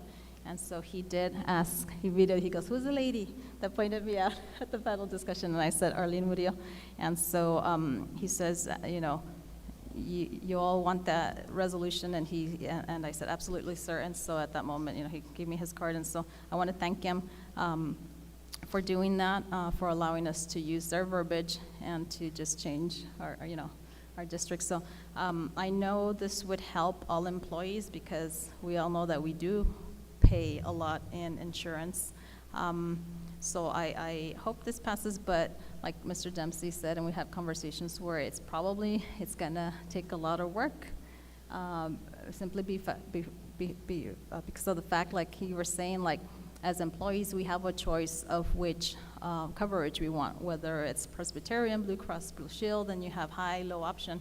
And so I know that it's something that's positive, but it's probably gonna take a lot of planning and thinking for this to be successful. So I hope and pray that they may be enlightened, so that they can get strategies, ideas for this to come to pass. But thank you so much for again, Dr. Moore, for sharing this with us, and thank you, sir, for making those changes as needed. With that being said, any further questions, comments, or concerns? Okay, so do I hear a motion for action item 9D? Madam President, I make a motion that we accept resolution, decrease percentage of insurance premiums paid by all employees to 20%. Okay, Mrs. Murillo has made a motion to accept action item 9D. Superintendent Dempsey? So recommend. All in favor? Aye. Aye. All opposed? Okay, motion carries. Moving on to our discussion items. Our first discussion item for this evening is grant of utility easement to Camino Real Regional Utility Authority. Superintendent Dempsey. Madam President, board members, Ms. Cadena is going to help us with this item. Good evening again. Madam President, board members, Superintendent Dempsey. I bring for a discussion 3 utility easements that Camino Real Regional Utility Authority, CRUA, has presented to us. These utility easements are for the purpose of laying, constructing, operating, inspecting, maintaining, repairing, replacing, and removing pipeline of water and or wastewater, as identified in 3 locations. The 3 locations, there are 2 at the GAC, Gadsden Administrative Complex, along the south end, and then southeast corner. And what a utility easement does, in case you're not aware, it just grants them the freedom to come into that section of the property so that they can maintain what's already there. Sometimes most of the time, utility easements are agreed upon before the utilities are installed. But I gather these have been there for a while, and CRUA just realized they don't have anything formal in place, although they do maintain that pipeline. The third easement is located on the corner of Airport and McNutt by Santa Teresa High School, and it's a small section that's along the curve there. As you curve around on the side that's next to the school, and they do have several manholes that go all the way up Airport Drive that service the sewage system for CRUA. So there's 3 of them. The easements range from, there's different lengths, but they're as wide as 10 feet or 15 feet, depending. Any questions? Questions, comments, concerns? Okay. Do I hear, actually, it's a discussion, what is this? It's a discussion, okay. So, no, we don't have any questions, so thank you so much for your presentation. Good evening again. Thank you. Okay, our next discussion item is our Student Nutrition Program Survey results. Superintendent Dempsey. Madam President, board members, Ms. Guerra is going to help us, and Ms. Cadena? I will be Ms. doing the Cadena, okay. presentation. Good evening again, Board President Flores and board members, Superintendent Dempsey. Ms. Guerra, the Director of Student Nutrition, sends her apologies. She had a family commitment that came up. She was going to do the presentation, but I will assure you that if I can't answer some of your questions, I will gladly give her the information and she can touch base with you. So back, I guess a couple of months ago, we brought the questions to you that we were going to send out to secondary students, 7th through 12th grade. And thanks to Mr. Carmona, our social media director, he sent it out to these students in those grades via reminder email, I'm not sure which one. And we had 244 responses, which is a little bit less than I was hoping for, but I'm glad that we got responses. We had only 7% 7th and 8th graders responded, so that's about 17 students, unfortunately. And I'm not sure, maybe because they don't have the smartphones and to be able to respond more conveniently. And I know, Ms. Murillo, you had directed us to also survey the elementary students, and Ms. Guerra and I are still figuring out how to survey the elementary students without surveying the parents, because we're interested in what the students say. And so we're thinking of maybe ways that the principals and teachers can help us by making it maybe a lesson to fill out a survey for us. So we're working on that. Hopefully next semester we'll get that implemented. So the next question is, how often do you eat cafeteria meals? And I'm gonna look at my paper because I can't see that far. So the biggest chunk is, hold on just a minute. Got this. Mr. Snowdy, I don't think that's a question. Oh, I'm sorry. Okay, how often do you eat cafeteria meals? So it was 31.1% every day. I'm just talking about the two big chunks. And then 22.5% said once in a while. So it's almost evenly split between those two. So you have 31% eating in the cafeteria. The next question was, do you bring your own lunch from home? And the biggest chunk was the purple, never. So you can see a lot of our secondary students don't bring their own lunch. Second chunk was once in a while again. So you've got 27.9% once in a while. So the next question was, if you do not eat cafeteria meals, what is the reason? And the biggest reason was, it says, I do eat cafeteria meals, because we wanted to make sure that they answered that question. And then the 45.9% do not like the taste of the food. Okay, and we'll dive deeper into that. So then the next question, we had them check the boxes that apply. And one of the questions was, the food served in the cafeteria is good most of the time, 16%. The food served in the cafeteria is good sometimes, that was 69%. The food served in the cafeteria is never good, that was 21%. And then I don't eat cafeteria food, was 11.9%. Next, we had them check the box. There is a good variety of food served in the cafeteria, lots of choices. 32% agreed. There is not enough variety. 69.7% said there was not enough variety. The next one was check the box that apply. The cafeteria staff is friendly and helpful. And I think that's great that 97.9% said they agreed with that, right? That's kudos to our S&P staff. And then the cafeteria staff is not friendly or helpful, and 2.5% responded that they think they're not friendly and helpful. Next, I have enough time to eat my lunch. So 46.3% thought they did, and 55% thought they didn't. Being that they're secondary students, what you see a lot of times is that they spend a lot of time talking and on the line, or just before they actually start eating. So, but we'll see what the elementary kids say when we do survey them. The next one was, please check the boxes that apply to your favorite foods served in the cafeteria.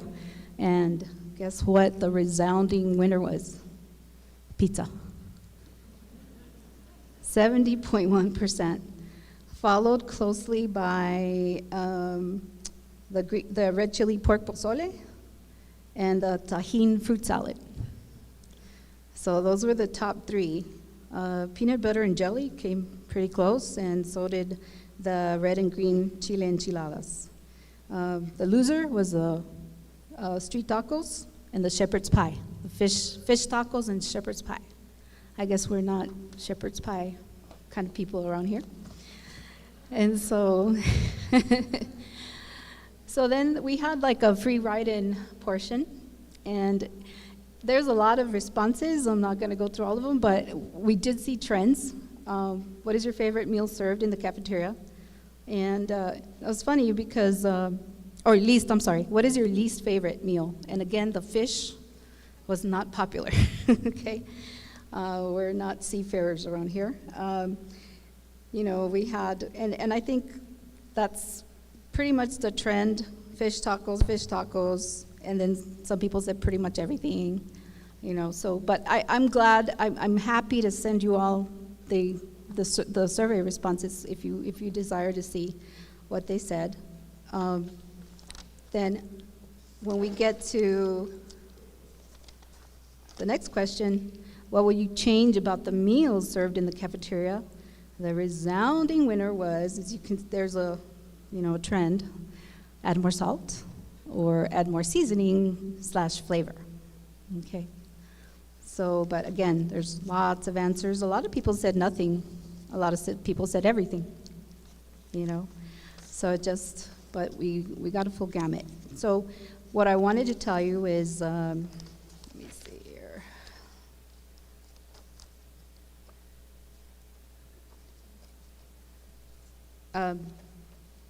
Ms. Guerra she meets with her kitchen managers, I believe it's once a month or twice a month. And she did meet with them and she went over the survey results. One of the things that she's working on, and I think she mentioned this last time, is that, do you know the Mrs. Dash seasoning mix that they push for people that can't eat salt? Well, S&P has a lot of seasonings they can use in the food, and what she found was recipes to make those kind of seasoning mixes, depending on different types of meals they can be used for, right? So, because you don't want to put like cumin in the tajin salad, right, or anything like that. So she's working with her staff on doing that, because obviously, as she pointed out before, we have to meet certain guidelines. She cannot add more salt. In fact, effective July of next year, the sodium recommendation is getting even lower. Okay, so, because I guess there's a lot of people in this country that eat too much salt. So that's what she's doing. We'd be happy to, we will bring back the results of the elementary survey once we get that worked out. We're basically going to ask the same questions, maybe be a little bit more basic and easier for them to answer. Okay, but I stand for any questions, comments? Questions, comments, concerns? Go ahead, Mrs. Murillo. So when I attended in Albuquerque, the NMSBA, there was this partner that is called K-12 by Elier, and I don't like cookies, I don't like sweets, but he said, you need to try this cookie, and then come back and let me know what it tastes like. And I'm like, well, it tastes like a chocolate chip cookie. And I gave some to my fellow board member here, Ms. Rodriguez, and she's like, it tastes like chocolate chips. So we're looking at the recipe, and it was with sweet potato. It was made with sweet potato. And I'm like, oh, and then it said you can also exchange it with, what was it, pumpkin puree. I'm like, oh, well, but it tasted like a chocolate chip cookie. So it's great to see the response from the students, and I think sometimes, we make decisions for the students, but I think seeing these results from 223, but that was one of the reasons that I was asking, we need to ask the students, what do you want to see? What do you like? What do you want to change? And now seeing the fish tacos, we've been talking about the fish tacos for a while, and seeing it now on paper, it's nice. And hopefully things change, and for them to feel valued and that the answers and their input is actually being valued and being heard. And that's something that I will really appreciate. The elementary side, one of the things that I wish we had, it was maybe getting the help of the teachers or our principals at middle school and at the high school. And I know it's work, but just so we can see the input of everybody, because when you send an email, and I'm speaking personal experience, I asked my kid, do the survey. I don't want to do it, and so he won't do it. But this one, he did it because I'm like, look, you've been talking about this, you've been complaining, right. So let's do something about it, let's start talking about it. Tell your friends to go ahead and complete the survey. And I think the elementary, you're gonna see more responses because you're gonna see the mediation of the principals and the teachers completing this. But I did bring this to Ms. Guerra, and I'm sad that she's not here today, but the next time I'll bring it to her, because one thing that we learned, it was that, I don't know how it works, but including the kids and them making the food and taking turns really encourages them, helps them out to be proud of them being part of the process and then eating it, right? But yes, more options. It seems that was another thing. Yes, So it's ma'am. more like a And comment. she did talk to the kitchen managers about making changes, like the fish tacos and the shepherd's pie. Take them out. Maybe, and they are, and she's very good about looking for more recipes and hopefully things that, as she sees these trends, looking for recipes that are more aimed at that. Yeah, thank you. Thank you. Go ahead, Mrs. Luz. Thank you, Madam President. I don't know, I'll move it over here. I agree with what Ms.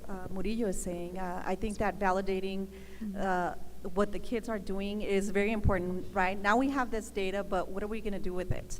We need to make sure that there's something done so that they can see that participating in these surveys, your voice is important, right? And it's gonna make a difference. This is something that's not very new. Many years ago, we worked with we were with the PTA at Gadsden Middle School, and there was a group of parents that we got together, and so we had this whole way of, okay, someone's gonna target just getting information from the USDA, others are gonna go visit schools that have similar demographics to our district. We did this whole thing. And I know that when Ms. Guerra came, things started changing, but I think that it has to be aligned, right? And I think I spoke about this last time, that she did mention about some of them, that there's a lot of spices, but not necessarily all of the managers were utilizing it. Correct. So it defeats the purpose, right? One of the findings that we did have when we did this research is that, if the child is not fed, they're not gonna learn. And so it is critical that they get something in their tummies, and that they do enjoy the food that they're eating, and not just because that's the only thing. Many times they just throw it away. So making those adjustments that are necessary is very important, so that not only they can see that their input was recognized, but that we do care and we want them to eat the food that's there and not just the pizza. I know the nachos are probably another hot one, but those are good. But utilizing that alignment within all of the schools so that all our kids and not just specific campuses are using it. And anything else that could be, I'm eager to see what the elementary kids are gonna say, because they are very vocal in what they like and what they don't like, and Exactly. and so well, I'm looking forward to that information. Yes. And we'll certainly bring it to you. And thank you. And yes, you're right. We have to make sure that every kitchen's cooking with a standardized seasoning, and that the food tastes good, so the students can eat it. So, and you're right. There are some students that responded in there when it said, "What's your least favorite?" And they said something like, "Why should I even say it's not going to change?" So I just want to make sure that, assure you that Ms. Guerra and her staff heard that. And one other thing, I think that the number is pretty low. You know, it's not a good picture of all the schools. So I think that we probably need to look in other ways of conducting this survey so that more voices are heard than just 200. I mean, it's a good number, but it's not great. Right. It's not even half. So. Right. So I did comment, ma'am. So based on what my colleagues said, since it was a small sample on this research project I conducted, so will Director Guerra be making changes, or do you think we should run the survey again because it was a small sample? Actually, if I feel, my opinion is that she should probably do it every school year at least. And yes, she's definitely going to make changes based on the responses we got here, because I can tell you that she talked to the kitchen managers, and one of the things she said was fish tacos are probably out, you know, because they're not very popular. So all those changes, and then the seasonings, and she reminded them, like Ms. Rodriguez said, that if we establish these seasoning mixes that are going to be used for our food, everyone has to use them for the meals that they're intended for. Okay. So then I heard correctly that it is almost, for lack of a better word, it will be a directive to our managers that they will use the mixes of seasoning, correct? Yes, ma'am.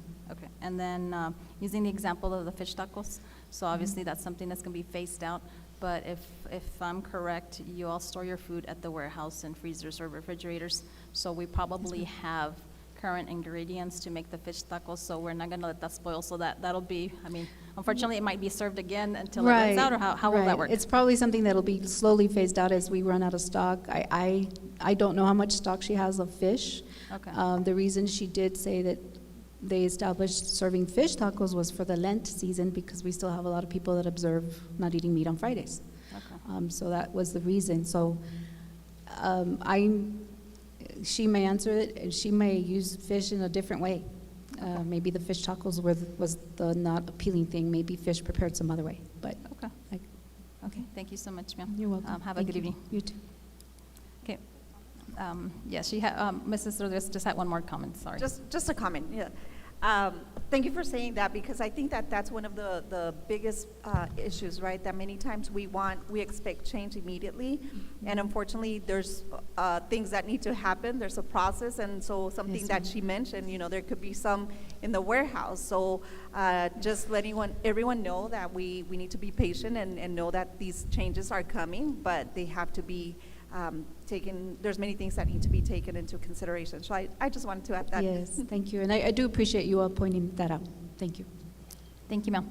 Ms. Flores, there's two things I would add to that. One is, keep in mind that one funding stream, if you will, for student nutrition is commodities. You have to order commodities in early for the entire school year.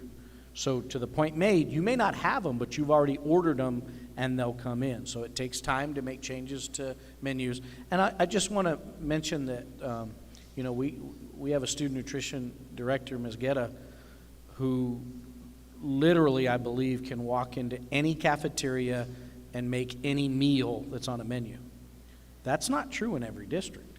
So we really, I think, have an opportunity to have someone who truly understands the process and can implement the change over time that I think the board's looking for. Thank you, sir. Moving on to discussion item 10C, our 2023-24 school calendar. Superintendent Dempsey. Madam President, board members, Mr. Wogomuth is going to present this item. Good evening, Madam President, members of the board, Superintendent Dempsey. This evening, I'm going to share with you on behalf of the Academic Services Department our kickoff to the calendar season for 23-24. This is going to be the evening of surveys, as what I'm going to share with you is also survey results.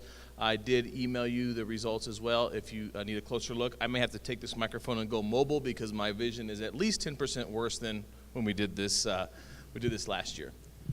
Next slide, please. So the first thing that we wanted to share was our timeline for getting a calendar approved for next year and the input that we're seeking. Last week we kicked off with our calendar pre-planning survey. We did a similar process as we did last year. We also had a kickoff meeting with staff input calendar committee as well. We are going to present the survey results to you tonight. Next week we're going to be inviting our parents to contribute via our Equity Council. After that, we get the input from the Equity Council and parents. We're going to start developing drafts. There's no drafts of the calendars this evening. After the development of the drafts, we'll then take that back out to our stakeholder groups for input on the drafts. We hope to bring to you on the first meeting in January a couple of drafts or 3 drafts for your review and additional input. After that, we'll adjust the drafts if needed in January.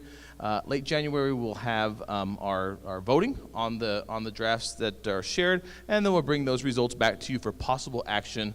We had intended for the January 26th board meeting, but I'm a poor reader of the calendar, so that's going to have to be on February 9th. Next slide, please. So, as you know, we talked about when we're building a calendar, what are some priorities and considerations that we need to keep in mind? I think we want to make sure we keep our existing planning time and collaboration time for teachers. We want to look at how we're using that planning time and ensure that it's addressing the elements of Marzano's High Reliability Schools Framework, which I think we're excited for you all to learn more about at the Marzano's conference in January. And they talk about in that framework about making sure you have opportunity for collaborative teacher teams to regularly interact, to really talk about achievement and student issues as well as curriculum. We want to examine, this is something that we've talked about academic services team with our new ACP teachers. We want to examine times that we can use in our calendar or our calendar structure that allows for our new teachers. We have a lot of new teachers, a lot of ACP folks to come in outside of the school day, before the school year, at some fashion, to get a little bit more of an orientation and training to our district. And as we mentioned before, we're sort of having to run a little bit of a teacher prep academy in our district with our ACP, Ms. Barasa, our Title II coordinator, is doing an outstanding job. And we want to make sure with our calendar we can consider things that would support her in her work. It's also important to know that as you hear in the legislative session and you hear from Dr. Steinhaus, and he may have shared this with you all last week, when it comes to funding, you're going to hear a lot about the PED talking about increased teacher collaboration time, time for them to collaborate. We'll fund you through the SEG to do that. So I want to say steps we've taken have already been in that positive direction, and we want to recognize that we could benefit possibly through the SEG with that. Next slide, please. Of course, the legislative session is fixing to happen in about a month. It's a 60-day session. Understand that what they decide in that and what PED puts into rule as a conclusion of that does have an impact on how our calendar may be structured. So, we're going to present something to get approved, but again, we're not going to know solidly until April if there's anything that needs to be changed. However, we're kind of trying to read the tea leaves of what might occur and trying to build trying to construct a calendar that would meet kind of all those potential scenarios. So that's what's on our mind as a team. Of course, NMSU and DACC calendar alignment to support our dual credit kids is also a priority.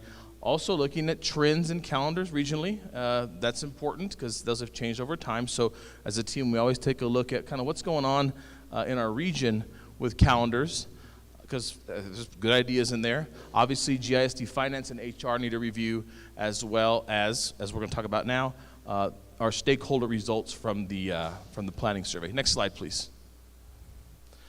For your reference, I listed in here so you can look back at it. These are the DACC and NMSU holidays for next year. Next slide, please. Okay, I'm going to have to go a little closer on this one. So these are our survey results that went out, our survey that went out, I'm going to be a little weatherman here, okay, that went out last week. We had a total of 1,300 responses from all parties. We did track, for your information, we did track the number of clicks. So the number of engagements was 3,600 that clicked on the survey link that was sent out remind, posted on the website. We sent a phone message home as well. Of those 3,600, a little over 1,300 completed the survey. And that was a 704 between 636 and staff. Here you can see the responses by campus and by area, by job area, role. I put here in green numbers, those are the responses of parents by campus as a highlight. It's not the total responses, but responses by parents. Next slide, please. So this is an instructional staff question. We asked them when they wanted their 8 instructional PD days. If you look here, the top 2 winners were 4 at the beginning of the first semester and 4 at the start of the spring semester. But our second one was kind of spread those out there in green, spread those out throughout the school year, those 8 days. Next slide, please. We do give 1 fall and 1 spring work day. That's a day where no professional development goes on, but for them to prepare in their classrooms. We asked them when they wanted their fall one, and of course, as you're looking at this is by job category here on the side. Our certified staff is telling us it's pretty even between either the Monday, but a few more folks picked. We'd rather have it on the Friday when we come back. Next slide, please. When do they want the spring day, first day back, or the last day of your contract? They said the first day back in the spring is when they wanted that work day. Next slide. We asked again, similar question last year, what's your first priority for a school holiday? The red bar is Good Friday, is the spring holiday, and that was the consensus number 1 choice. The consensus number 2 choice continues to be Veterans Day. Indigenous Peoples Day fell into 3rd there. Next question. We also asked the staff, again to this element of planning, how many more days would you be willing to work with compensation and no students to prepare and plan? And this had some interesting results. We asked the same question last year. But if you look here, the turquoise teal color, a large portion of our certified staff would say, I'd be willing to work 5 more days if I'm compensated with no kids. Another large chunk of them said 3 days. You see that same trend here with the classified staff, that we do have staff that's willing to, if compensated, possibly work 5 to 3 additional days to prepare. So that's an important data point to keep in mind as we're planning and looking what the legislature is doing with funding and opportunities. Next slide, please. Similar question, would you go for extending the school day by 30 minutes? So from a 7.5 hour to 8 hours with an extra half hour for planning each day. We asked this question last year. The answer was no, and the answer continues to be no here. I think there's some factors here in our district. Not that teachers are unwilling to work. We do have a lot of teachers and staff here with a lot of travel time back and forth to where they live in different parts of our community. And so I think that, that a little bit shorter of a work day does facilitate people being able to come and go. Next question. This was an interesting response. We asked if optional Saturday PD was provided with additional compensation, would you attend? This is about a 50-50 split. So this indicates to us good PD opportunities to offer on a Saturday with compensation, that people are willing to engage in that. Next slide. So this is a question that came up we wanted to include because it's a regional calendar. This is part of the regional calendars. How interested would you be in considering a continuous or year-round school calendar? Provided some options there for them to look at of ones that are going on regionally. And basically, the consensus is not at all. All the parties, the blue was, we're not really interested in that at all. The second was maybe a smaller portion, less than a third interested, very interested. So we wanted to let you all know that we did put some feelers out there about how folks felt about the continuous calendar options, that the immediate reaction wasn't very hot from our different stakeholders. Next slide. Length of fall break. We asked this question last year. You want a long weekend or you want 5 days? 5 days. Next slide, please. Parent-teacher conferences, we asked this same question last year. Do you want it on a Wednesday, 11 to 7, or do you want it Thursday after school and a half-day Friday morning? Again, the Thursday after school, Friday a.m. With no students was the consensus here. Next slide. So this is the last that I'm going to share. We also left a place for open comments. And so what we tried to do was categorize the comments to give you all give us all a sense of where things are going here. So we've got a category. If it's in blue here, it was a comment about breaks. Vacation here, vacation there, more vacation, this vacation, right? A comment about when the breaks or the vacation should be. Anything in red was, hey, we like the calendar, we like how it is, keep it as it is. The yellows were specific comments about keep early outs. The green were prefer no early outs. Other was really a mishmash of things from this is why a continuous calendar is really good. This is why we shouldn't do a continuous calendar. There were some comments that weren't calendar related. So this was kind of a catch-all, a mishmash of things that didn't quite fit into a good category. And then you'll see in turquoise here a lot of comments about, which really appreciated, about the structure of planning time, when planning time should occur, and so we have a good aggregation of those. I did want to point out that of the 1,300 over responses we received, only about 324 folks left a written comment. So usually when people leave a comment on a survey, it's something that they're very passionate about. If they don't leave a comment, that can sometimes indicate they're generally satisfied with how they were able to respond with the other questions and give their input. So I did want to share that with you. In conclusion, the next slide, please. The participation in this survey was a little bit lower than last year as a whole. I think we had about 1,800 responses last year, down to what we said about 1,350 this year. I think some things to recognize is that the trends for holidays and length of break, we had similar questions. That's the same trends as last year's pre-planning survey. So there wasn't much difference in there. There's no strong interest in a year-round calendar. As I mentioned, staff would be possibly open to PD. Only a quarter of the folks left a written comment. I mentioned here, and can you go back one slide, please? Okay. So this next is that we have this red and yellow, which basically is keep it as it is and keep the early outs. Like we're satisfied with that. And when you look at this, there's about an equivalent amount of people who say keep it as it is or keep the early outs as it is.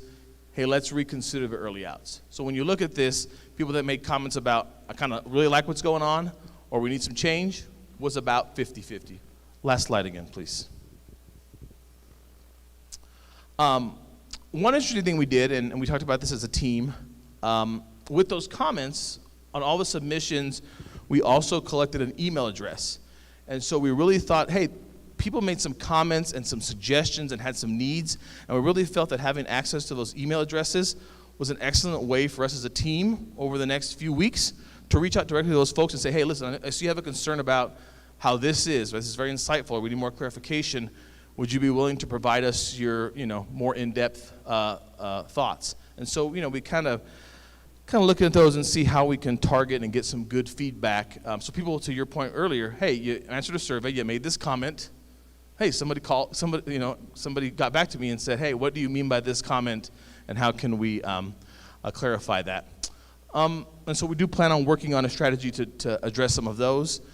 And then, of course, as we know, the school calendars, what they do, they serve to provide the structure and the basis for learning and collaboration in our district. So as we go forward, we're going to look at what was successful this year, some significant decisions that you all made as a board last year. That you know, there's a lot of positivity. There's a lot of adjustment, and we have to look at you know, as we go forward, what do we do to continue to support that. So at this time, if you need any clarifications, I'd be happy to try to clarify anything for you. If I don't have the information to clarify for you, I will get back with the academic services team and make sure we get you the information that you need. Any clarifications that I can provide for you this evening? Questions, comments, concerns for Mr. Wogomuth? Mrs. Murillo, go ahead. With the survey, I know you put DACC and NMSU. Did you also include El Paso? Just because I know there's staff that have their kids in El Paso, and you know the conflict of daycare and all that stuff. Madam President, members of the board, Superintendent Dempsey. Yes. So when I mentioned in that first bullet about looking at regional calendar trends, we've been scouring through all the regional calendar trends. Who has some out? I think GISD actually has theirs out for vote right now. Yeah. So we were looking at those, and so, you know, again, our big breaks, like spring break and those things, definitely the priority is always going to be always going to be DACC, always going to be NMSU. But again, when we're looking at those other things that we can try to have some alignment, we can do that. I will say in some of those, like the comments that said other, you know, had people say, hey, listen, this calendar's great. Let's not be trying to, you know, let's do what's best for Gadsden. Let's not be trying to, you know, copy everybody else or everybody here. But then you get the converse comments like you said. How do we accommodate? So we're really looking to, as we're putting these drafts together, trying to strike the best balance. But, you know, it's not going to be always as perfect. But we're going to give it our best effort, Mr. Woody. And then just more of a comment for all those teachers, principals, please, here comes the legislative session. Let us know. We will be there in February. If you guys don't want the recommendation, or if you guys are in favor of the recommendation from PID, this is the time, because legislators will listen to you. They want to know where you stand. I haven't heard positive things at all. I did share those concerns, and some of our legislators, they are not for it. So we really need your help on that one, especially for us, because I do feel that we, as a group, with Mr. Dempsey included, we are the lobbyists. We are your voice, and we don't go there just for a training with NMSBA. We go up there, we talk to legislators, and that's one thing that I do want to focus, me personally, is to bring what is your thought, and it's going to be a big impact on you guys. Maybe not on Gadsden. You know, I know we were talking about 8-10 minutes of a difference, but how do you guys feel? Because you guys are in the schools, you guys are dealing with the kids, and so I will really appreciate if you guys let us know your opinion on that one. Thank you. Mrs. Rodriguez. Thank you. So I'll piggyback on what you just said. You need to have your voice heard, right? And so not only bring it to us, but also sending out letters to them and letting them know where you stand on that. And so one of the things now talking about the data that we are seeing here, I noticed that on the participation by location, it varies a whole lot. So one in particular, it seems like there was a lot of participation, and so I would love for those campuses that have had success to spread the wealth, right, and inform the other ones what it is that they did to motivate people to be part of this, because it is important, and your voice is important, because it's going to affect whether you're a parent, whether you're a staff member. So I think that's something great to see, that some of them are extremely high, but again, what can we do to get the rest to be at those high numbers as well? Thank you. Yes, ma'am. Thank you. Mr. Cano. I guess my main question is, since we made this new change where we're going Wednesday south so we can do the Manzano training, how has the reaction been as the teachers, parents, with the change that we've done since the beginning of the year, since we're already going to half a year?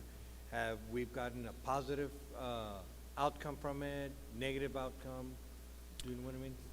Madam President, members of the board, Superintendent Dempsey. Mr. Cano, again, and if you can go back one slide, please. And I'll just make a reference back to our comment categories here. So, Mr. Cano, teachers appreciate collaboration time and they enjoy working together, and whenever you're implementing anything in any organization, right, there's learning and growing. What I want to point out here is that here's would have been a red flag for me as a survey watcher. Okay, we sent out 1,300 people responded, 349 folks left comments. Okay, if there would have been 1,000 comments on here, and it would have been really swaying one way or the other about early outs, effective or not effective, then I think that goes on our radar. What I want to share with you is that 24 people basically said of those comments from staff, 24 were in the sense of, we really like early outs, keep the calendar as is. 24 said, we don't like early outs. Similar kind of balance with our parents here. I'm squinting. On the bottom, you had 23 and 17, so about 30 people say, God, we really like the calendar, keep as is, we really like the early outs. We had 32 that said, I don't care for the early outs. Again, when people are this is typically how this works. When people are dissatisfied with things, it sometimes overexpresses itself in surveys. When people are generally satisfied or adjusting, they choose not to make a strong comment. But the most important thing is, and I think that's why it's good we have these email addresses, we take a look at these strong comments from folks, and we try to reach back out, to those folks to get more, information. I will tell you, and I think when we have an opportunity to attend the Marzano's High Reliability Schools Summit in San Antonio this January, you will learn probably a little bit about the levels in a high reliability school system. And like I mentioned in that first slide, providing that collaboration time for teachers to do exactly what we're asking them to learn to do this year is primo on their number one on their list of creating the foundations for strong schools. So I think as an academic services team, as we move through the year, we talk with our principals about what's working, what's not, and what needs to be adjusted. But any good project takes a couple of 3 years to implement. So nothing screamed at me here as a big red flasher, but it was enough information to say, hey, we got some folks here that we can reach out to and get more information to make a better, continue to make well-informed decisions going forward. Thank you, Mr. Wilgemuth. Have a good evening. Thank you, ma'am. Okay, next item on discussion is item 10D, which is discussion regarding possible consolidation of Sunland Park Elementary with Desert View Elementary and Riverside Elementary. Superintendent Dempsey. Madam President, board members, let's see if I can make this work.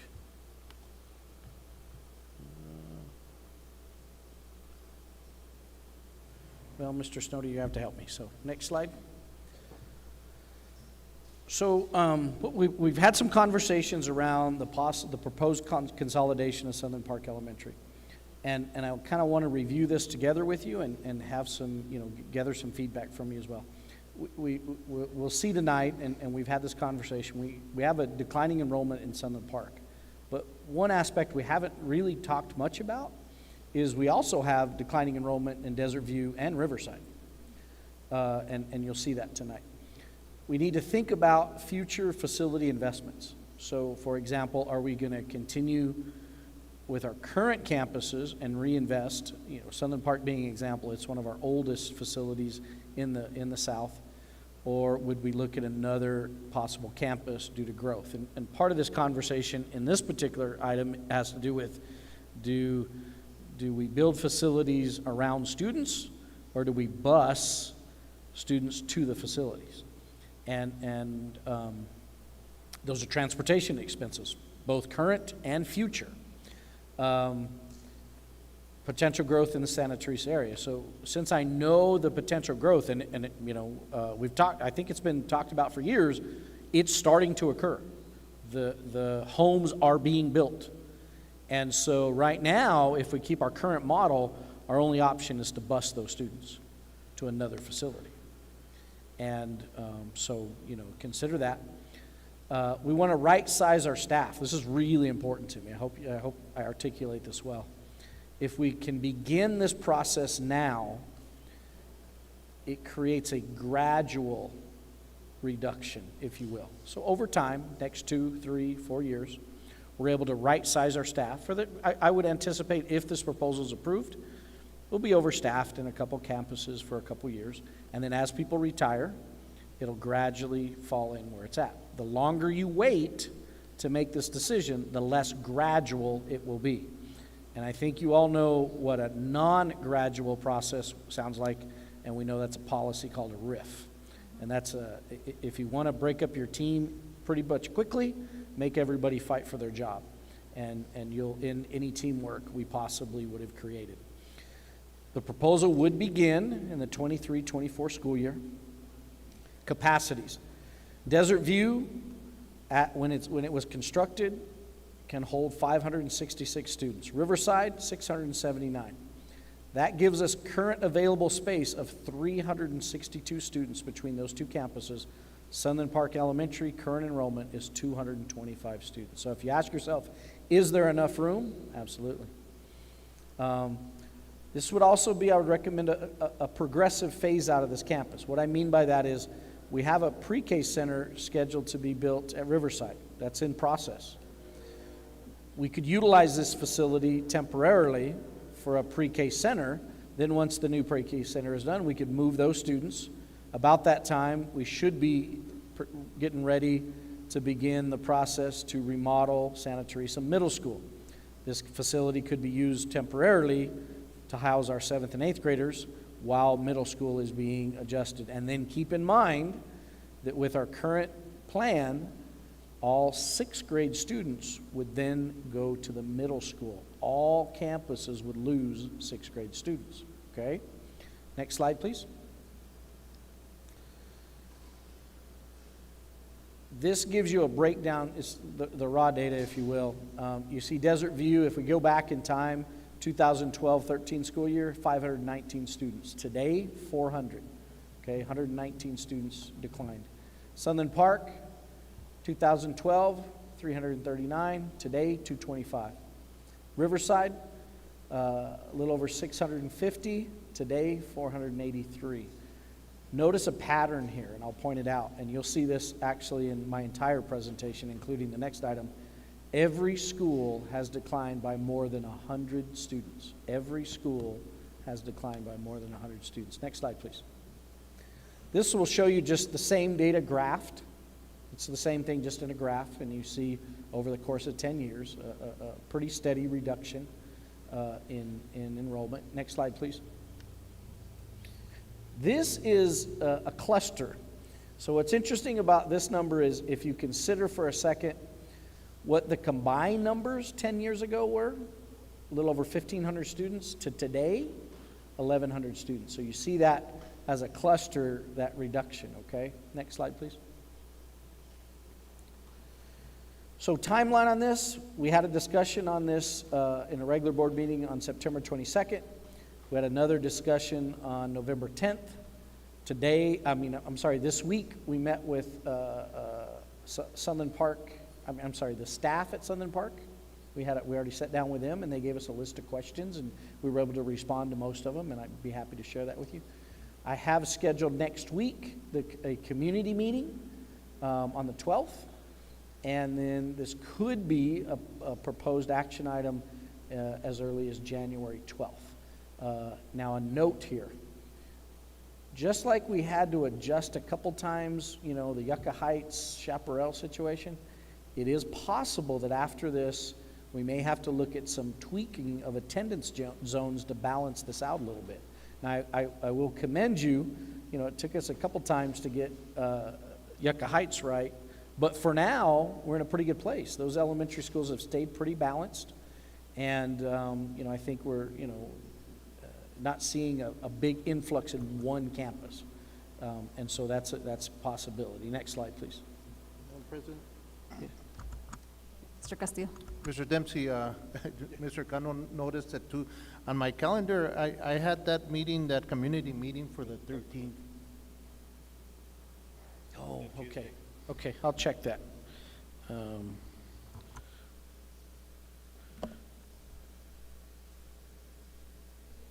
It's Tuesday? Okay, so did I just put the wrong date on the PowerPoint? Okay, so my PowerPoint's wrong, so I apologize for that. Okay, so I'll adjust that. Thank you, leadership team, for keeping me on track there. I missed that, I apologize.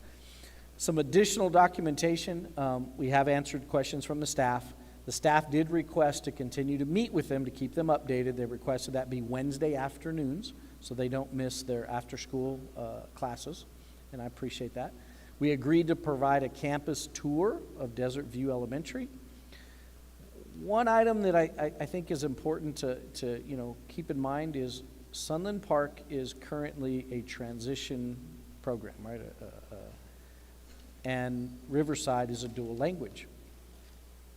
So we would like to present the opportunity for Sunland Park parents, if they would like a dual language option, to take them to Riverside. And you have then really a nice little magnet, if you will, created. So that might be a good possibility. So next slide. Questions, concerns, or ideas? Any questions, comments, concerns? I do have, I had asked this, but I want the public to. So thank you for addressing the faculty and staff at Sunland Park. So what happened to our administrators? Let me, and Madam President, board members, thank you for the question. The way I would address that is every staff member has a job, everyone. Where we want to give them as much choice as possible. So what I've shared with them is watch our website. Now keep in mind that with all those students going, we need a lot of teachers to come with us to Desert View. But if you see something in the district that is open and it's something you would be interested in, you send me an email, I walk that email down to HR, we begin the transfer paperwork. They don't have to interview, they don't have to do really anything. The transfer will be approved, okay? And that's true for administrators as well. So again, as I mentioned, you might end up overstaffed for a couple years. So I might not have a place for an administrator. I hold them harmless. We always have plenty of work to do. And then when the next school opens up, they take that next school. So the goal is to not lose a single member of our team, but give people as much choice and option. Now the other reality that comes down, and I'm sure someone will push us on this a little bit. By August, when kids show up, everybody's got to be working, and so if people wait to not tell me where they want to go, it may very well be possible that I then have to place you further away. Driving seems to be one of the big concerns. Will I have to drive a long ways, North Valley, Yucca Heights, or something like that? Well, my message to them is, I don't want to do that to you, but if you wait till August, that could happen. Now, I would still, even though, work with you to say, okay, here's where I've got to put you this year, but when another position opens up, I'll give you that priority, okay? But I'm giving you that priority one time. You can't take the priority and say, come back, oh, Mr. Dempsey, I'm not happy here. I don't want to be here. Can I take this one now? So, I want to work with them, but we got to be reasonable here too. And we had some comments. One comment I thought was an interesting comment was, can we bump the teachers at Desert View? And I said, no, you're not going to bump teachers, no. So, that may get said to you, I'm not sure. One of the things that is going to be a little bit of a struggle is what we might consider a singles teacher, the PE teacher, the intervention teacher, the music. There's only one. And so I'm going to have to look really hard, and those are the ones I'm a little worried about. I may have to ask them to take a position a little further away and give them, okay, but when something else opens up, I'll give you that choice to move, if you will. Okay, so I understand that nobody will lose their job. Everything's going to work out. For the individual that's thinking, how is it just your word of honor, or is there something with HR that you would establish something that guarantees them? Because people would prefer something written.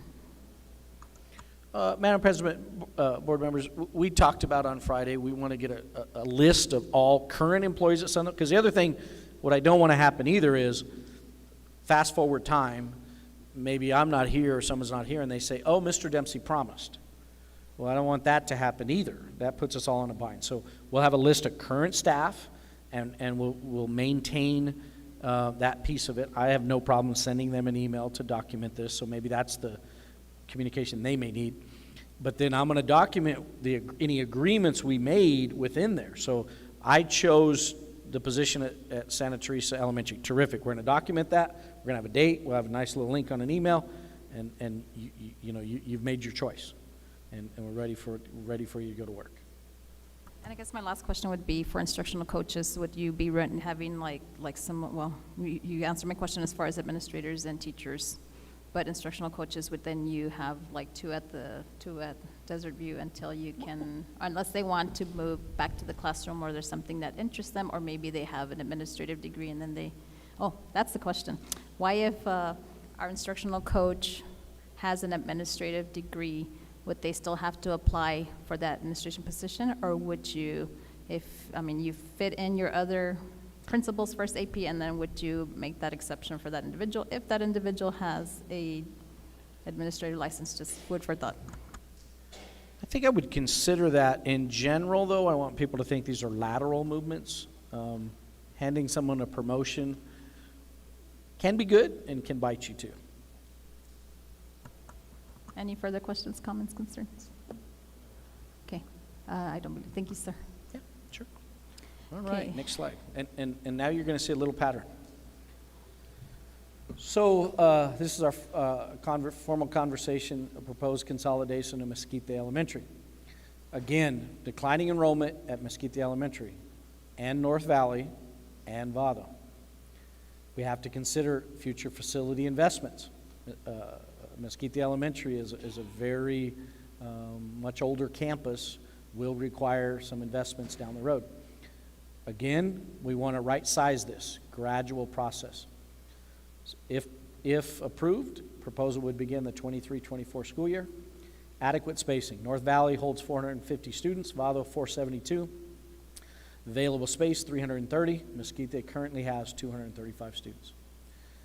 Progressive phase out of this campus. If this were approved, this could be a really nice setup for to place our 7th and 8th graders during the upcoming construction for Gadsden Middle School.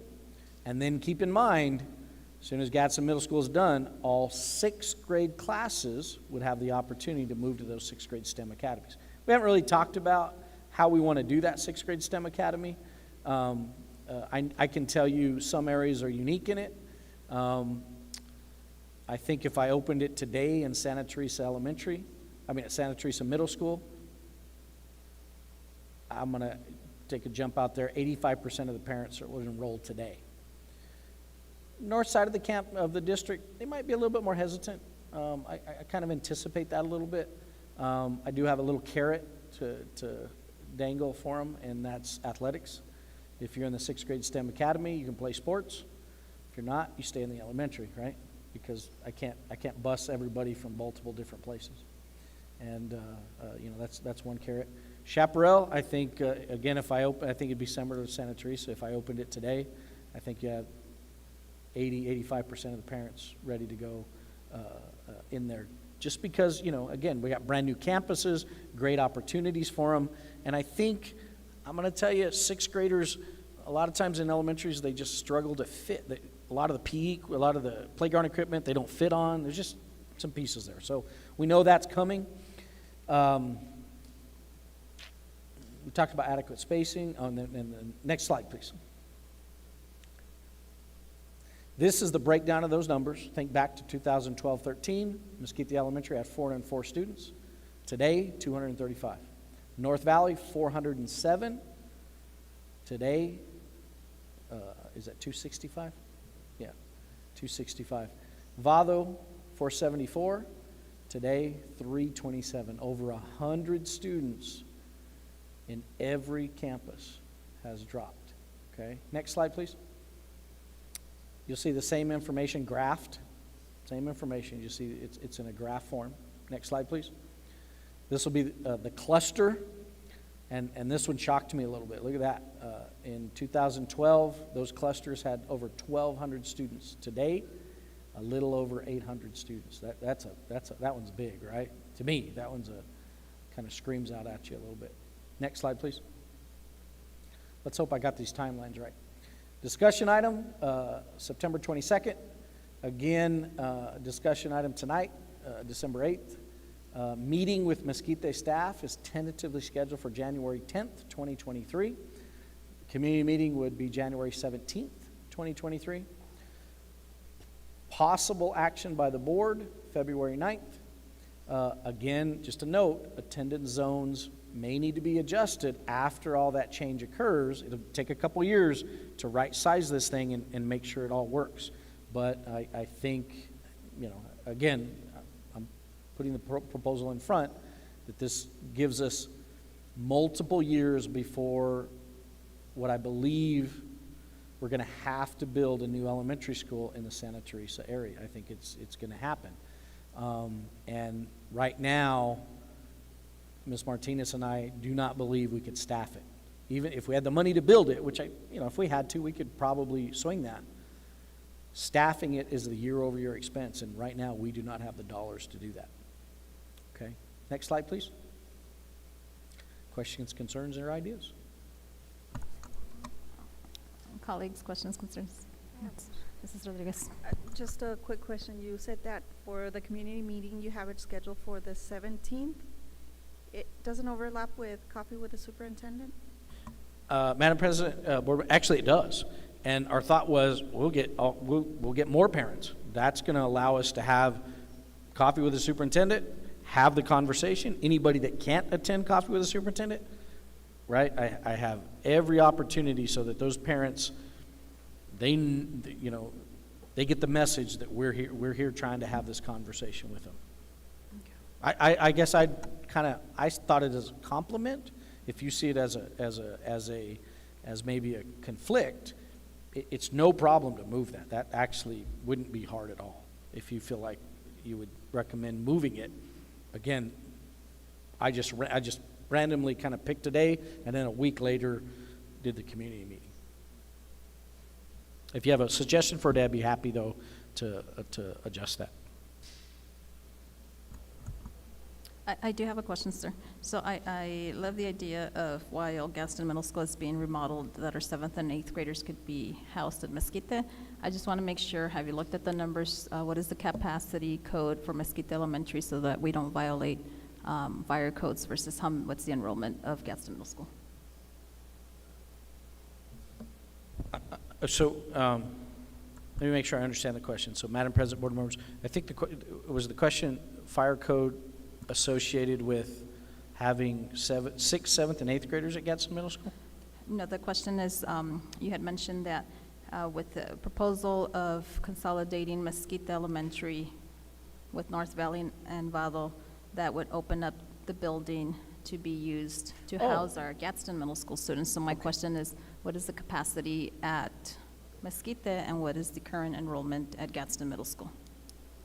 Off the top of my head, I don't know the current enrollment, and what I would say to that is that's possible. It's a potential place. I'll be honest with you, I wasn't prepared to have that. We can dig into that quite a bit further. Here's what I would say about that construction project, though. That campus is tight as it is. I cannot really, in my mind, fathom having students on the campus while a construction project is going on. I just, quite honestly, feel as if that could be incredibly problematic. I think it stretches out our time. I know for a fact if the construction company and the general contractor has to work around students, then it's going to lengthen the amount of time it takes to build it. Now, we have another option with that is Gadsden High School has room, adequate space for 7th and 8th graders, no question. I mean, I think we can identify 16, 18 classrooms right now literally aren't even being used. That campus was built for over 2,000 students. And so we could do that as well.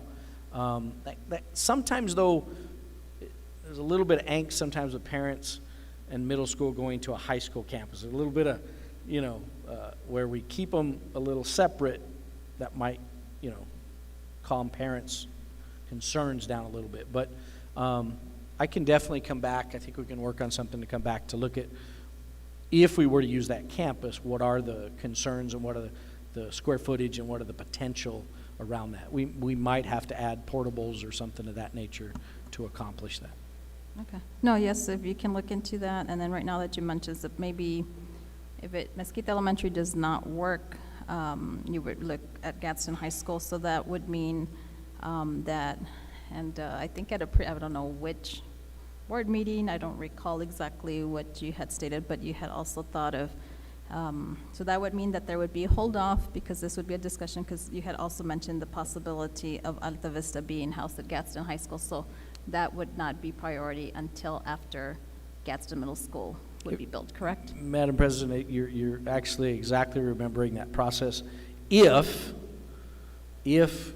we are able to, implement this proposal, get to that space, and Gadsden High School remains in its current enrollment structure, that's here in the next few weeks, months, we'll have that conversation that says, should we consider Alta Vista going to Gadsden High School? Because there's adequate space to do that. There really is. Okay. Any further questions, comments, concerns? Okay, thank you, sir. Yeah, thank you. Okay, moving on to discussion item 10F, board norms. Superintendent Dempsey. Okay, Madam President, board members,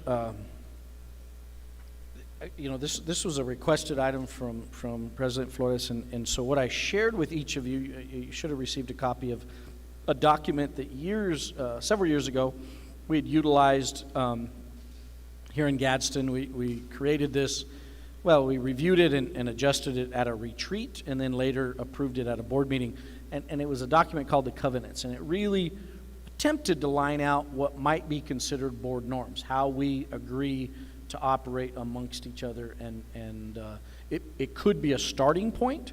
I think that was a breakout session that might have been attended, and some conversations around establishing board norms. I think those are a very good thing to have. I think it helps us understand expectations and understand how we all, each of our work needs to complement each other, and a lot of times if you can stay within those norms, it does complement each other. So I don't know what input you might have or guidance. So I want to thank you for allowing me to, we discussed this right when we were approving the agenda, and the reason I wanted to mention to my fellow colleagues that I requested that board norms be placed is because of the fact that when we sat on the panel of discussion, one of the biggest things that was being discussed is board norms, and I'm going to be very transparent here that when my colleague had mentioned that it was going to be board norms, I was like, do we have norms? And so, yes, back in 2018, I recall it was at a Ruidoso retreat. Those were established by the current board president and us as members. And so, I'm going to say that, in my personal opinion, is that nothing really came out of that. But, and I after attending this panel of discussion, I personally take every single opportunity, whether it's a panel discussion or attending the conventions, as an opportunity for growth. And so with that being said, I quickly learned that, and I'm going to apologize to the four of you, because residing as board president for 2 years, I did not reestablish norms as a board president, and so my apologies to those who came in, which was Arlene and Miss Claudia, but now that I know better, I don't have an excuse, right? And so I'm all about growth, because I quickly realized that, those of us who are educators, when we say the word norm, we're used to it because we established norms within our classroom, and quickly norms to us is establishing understandings between our students and us as their teachers of how we're going to run the classroom so that we can be productive and people can be safe, and that student outcome, academic outcome, is successful. And so with that being said, that's why I requested this, is because norms are supposed to, re-looking at norms are supposed to happen every time that a new board member comes on board. And so I want to make that change. And so with that being said, is that yes, definitely we can take a look at this document, and but I want it to be our norms with the five of us that currently reside. So I am going to recommend that we have a board retreat where we take the time to develop, we can take pieces of this, we can take all of it if you all decide that this is good stuff. That's what I would like to recommend, and also with the understanding that even though I never said these are our board norms, never gave you that opportunity, there are norms that were, I guess, unspoken, and do know that it not only encompasses behavior, but it also encompasses protocol and procedures. For example, that the residing president, is the one that approves the agenda with the superintendent, that we are the, another one is that we are the eyes, the ears of the superintendent, and then when you hear stuff, you go report it to him.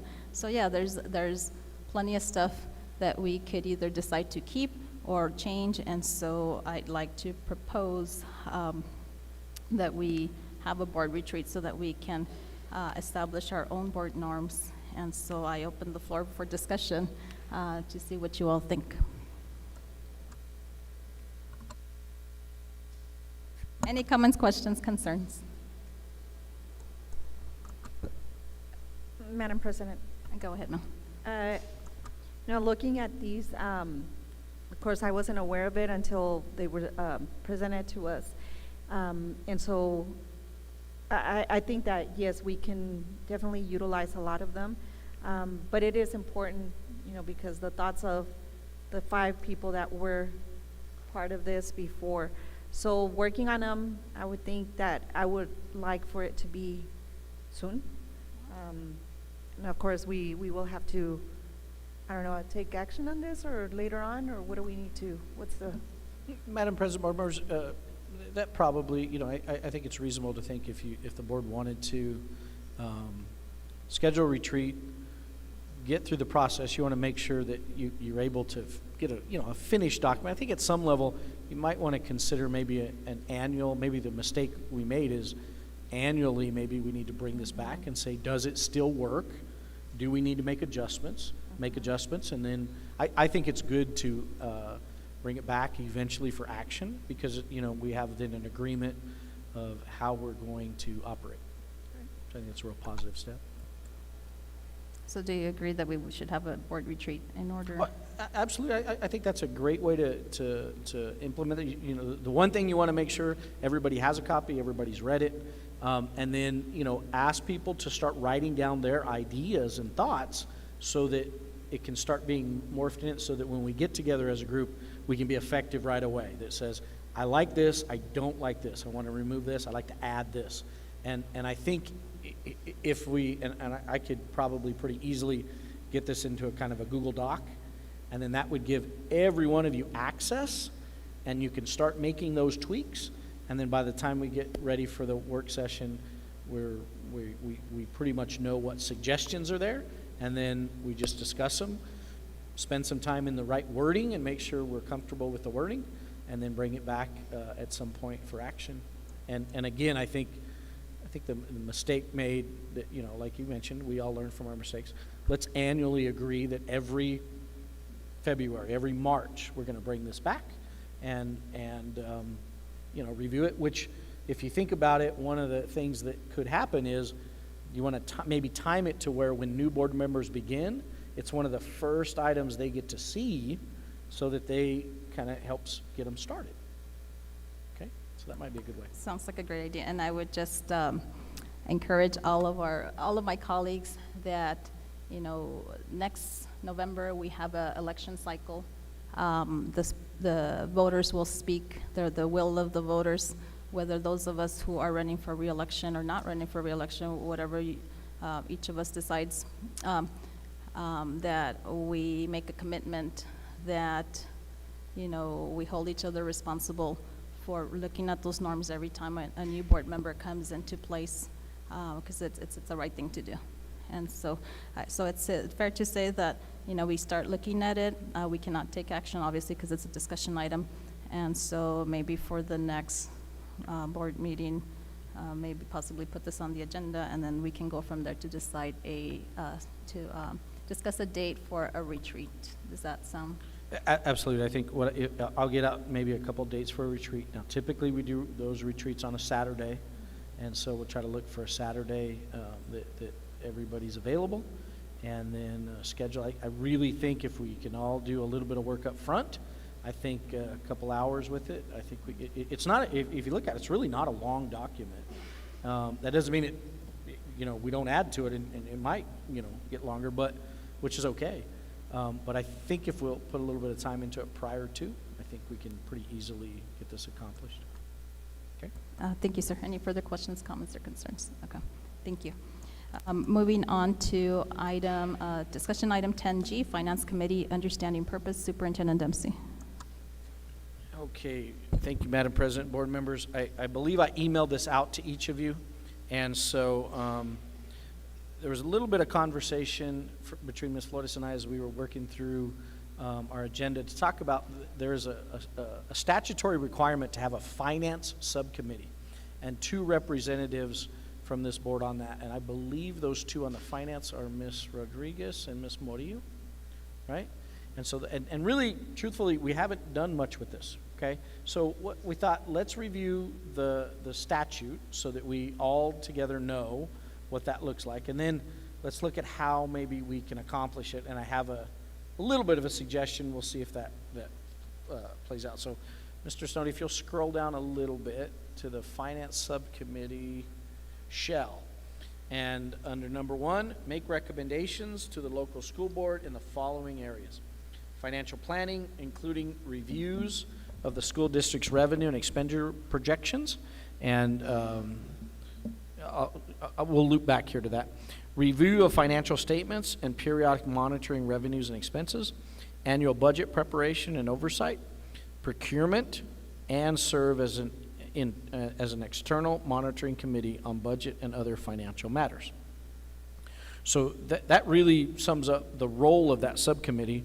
One thought that I had, and I noticed this on one of the districts up north that we talked about, they actually have a section of their work session titled Finance Committee. So they actually present it to the whole board. And so it gives you a chance to review those documents, if you will. And really, in part, when you ask, what am I reviewing, in just a minute, the next item on the agenda is the monthly budget report. That's the review. That's the spend some time looking at all the checks that were written, where we at on expenditures compared to last year, where we at on revenues, how much money are we waiting for from the state, all those pieces. And then, you know, you obviously really want those 2 members of the Finance Committee in the spring to participate in all of our budget meetings. Now, you know, I'll note just some language here. And so, you know, it talks about that annual budget, right? And it really talks about preparation and oversight. So what we mean by that is still the finance department does their job to prepare the budget and create it. Then they present it to that subcommittee. So we want to make sure those members of our subcommittee are participating on those budget meetings in the spring.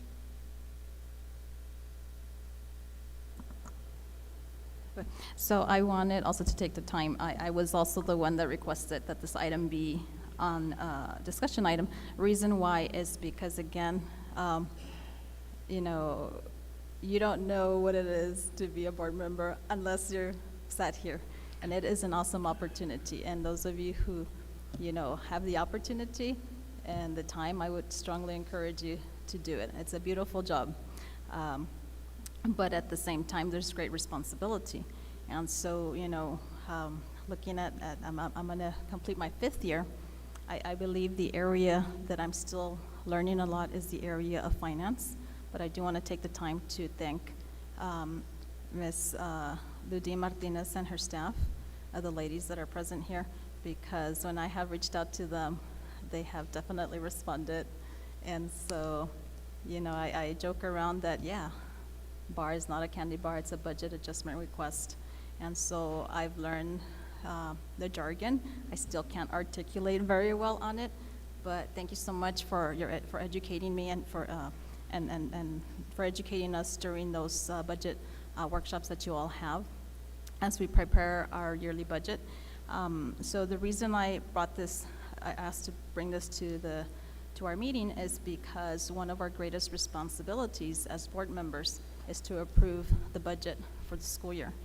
And so it's our duty and our responsibility, and sometimes I'm speaking for myself. When I first started on the board, I'm like, what the heck am I approving here?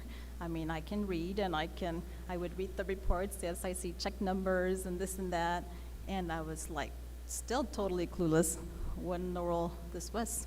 So, one way to learn, of course, is going through to the NMSBA conferences and that. And so, again, because it is our duty, many times, again, I'm speaking for myself, when in my earlier days, but I'm gonna say I'm still learning, is that not only do we have to know and understand budget, maybe not 100% because we're not CFOs, we're not CPAs, right?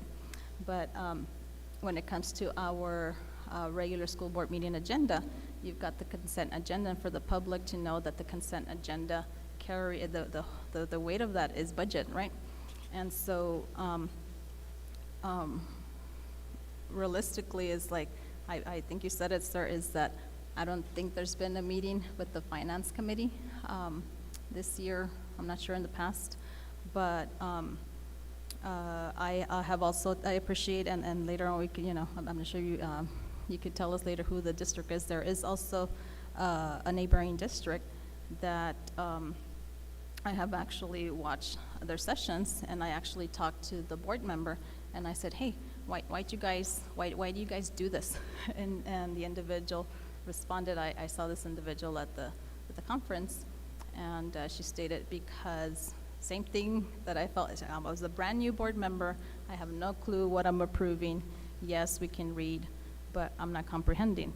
And she said, we discussed it, I guess in an open meeting, and so they all had agreed that and I like the idea of the workshop before, not the workshop, the work session before the board meeting. And here's just another idea, so we're here to, if you guys have other ideas, is that from this particular district, is that they have, I think it's like an hour and a half to 2 hour finance committee meeting where all 5 board members are present.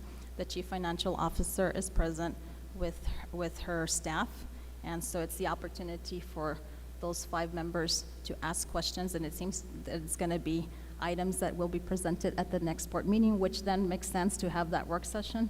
That way we're all educated, and it's our opportunity to ask clarifying questions and explanations of the material that's being presented to us, so that when we do approve budget, when we do approve the consent agenda, that we're clear on what it is that we're doing. And again, I'm doing this because, I want us to be strong as the board, and whoever comes in, if it's the will of the people, that we have that commitment to educating ourselves when it comes to the budget. So with that being said, I open the floor for discussion, comments, concerns regarding what myself and Mr. Dempsey have shared with you this evening. Okay, I see nodding heads. That means agreement? Okay. Anybody wants to make a comment, question? Madam President, clarifying question. Yes. In my mind, if you moved it to the work session, you wouldn't necessarily have it here as a discussion item. So one question I kind of need clarity on, and I really want to try to help Ludim and our finance committee meet the expectation is, what, maybe help us understand what you're looking for that's different than what's in this meeting. Because I wonder if other districts, well, I know that one for sure, they don't have this. In fact, those districts that we're talking about up north, they have no discussion items in the regular meeting. All discussion items are discussed and presented in the work session. So this entire section no longer exists. You're talking about in the present agenda, what section are you referring to? The discussion? Yeah, the discussion section, In if the you work made that session. change, no longer exists. Okay. So it just moves this. So what you kind of described there might be, and I just want to make sure, again, we meet that expectation of what you're kind of looking for, because I'm trying to figure out what would be different. I guess, and I'd have to do more research on this, sir, but I'm gonna absolutely agree that if we do in a previous discussion item, we were talking about the possibility of a work session. So you're absolutely right that if when we come back to discuss it, and thank you colleagues for giving me the opportunity to watch those videos, is, yeah, I agree that whole section would then become a work session. Right. But I'm just throwing, like, I appreciate your thought, and I'm just sharing my thought from a different district's approach. I'm not saying that district is better than the one you mentioned, but just for us to, take the time to research, what would be the Gadsden way in order for us to be able to understand budget better so that we can make informed decisions. Absolutely. I believe, I know I speak for Ludim here and her team, and the goal is to help you feel comfortable with the budget. School budgets are a challenge. There's no question. I will say there's something to be said for over time, to your point. Over time you hear terms and they start ringing true. We've had board members in the past go to the spring budget, and maybe that might be an opportunity as well to help finance, maybe the two members of the finance committee attend the spring budget, which gives them a nice opportunity to hear what's being said, and maybe even sit with some of us. I think I want to say I feel like budgets, at some level, I'm pretty proficient with that area. I'll just share with you, though, an experience that I'm currently going through. I'm new to that NMCA board I mentioned earlier, and there's topics and conversations I'm struggling because I just don't have an insurance background to try to figure out what's going on. And at some level I got to be patient. At some level I got to ask a lot of questions. There's somebody on that board I'm trying to communicate with a lot prior to those meetings to say, I don't understand this. And so, be patient with yourself, but let's also make sure that we're meeting the board's needs, okay? Thank you, sir. Okay, moving on to discussion item 10H, monthly budget report for the month ending October 31st, 2022. Superintendent Dempsey. Madam President, board members, Ms. Martinez is going to help us with this item. Good evening, Madam President, members of the board, Superintendent Dempsey. I bring to you for discussion the monthly budget report for October 31st, 2022. Operational fund revenues as of October 31st were $48.2 million.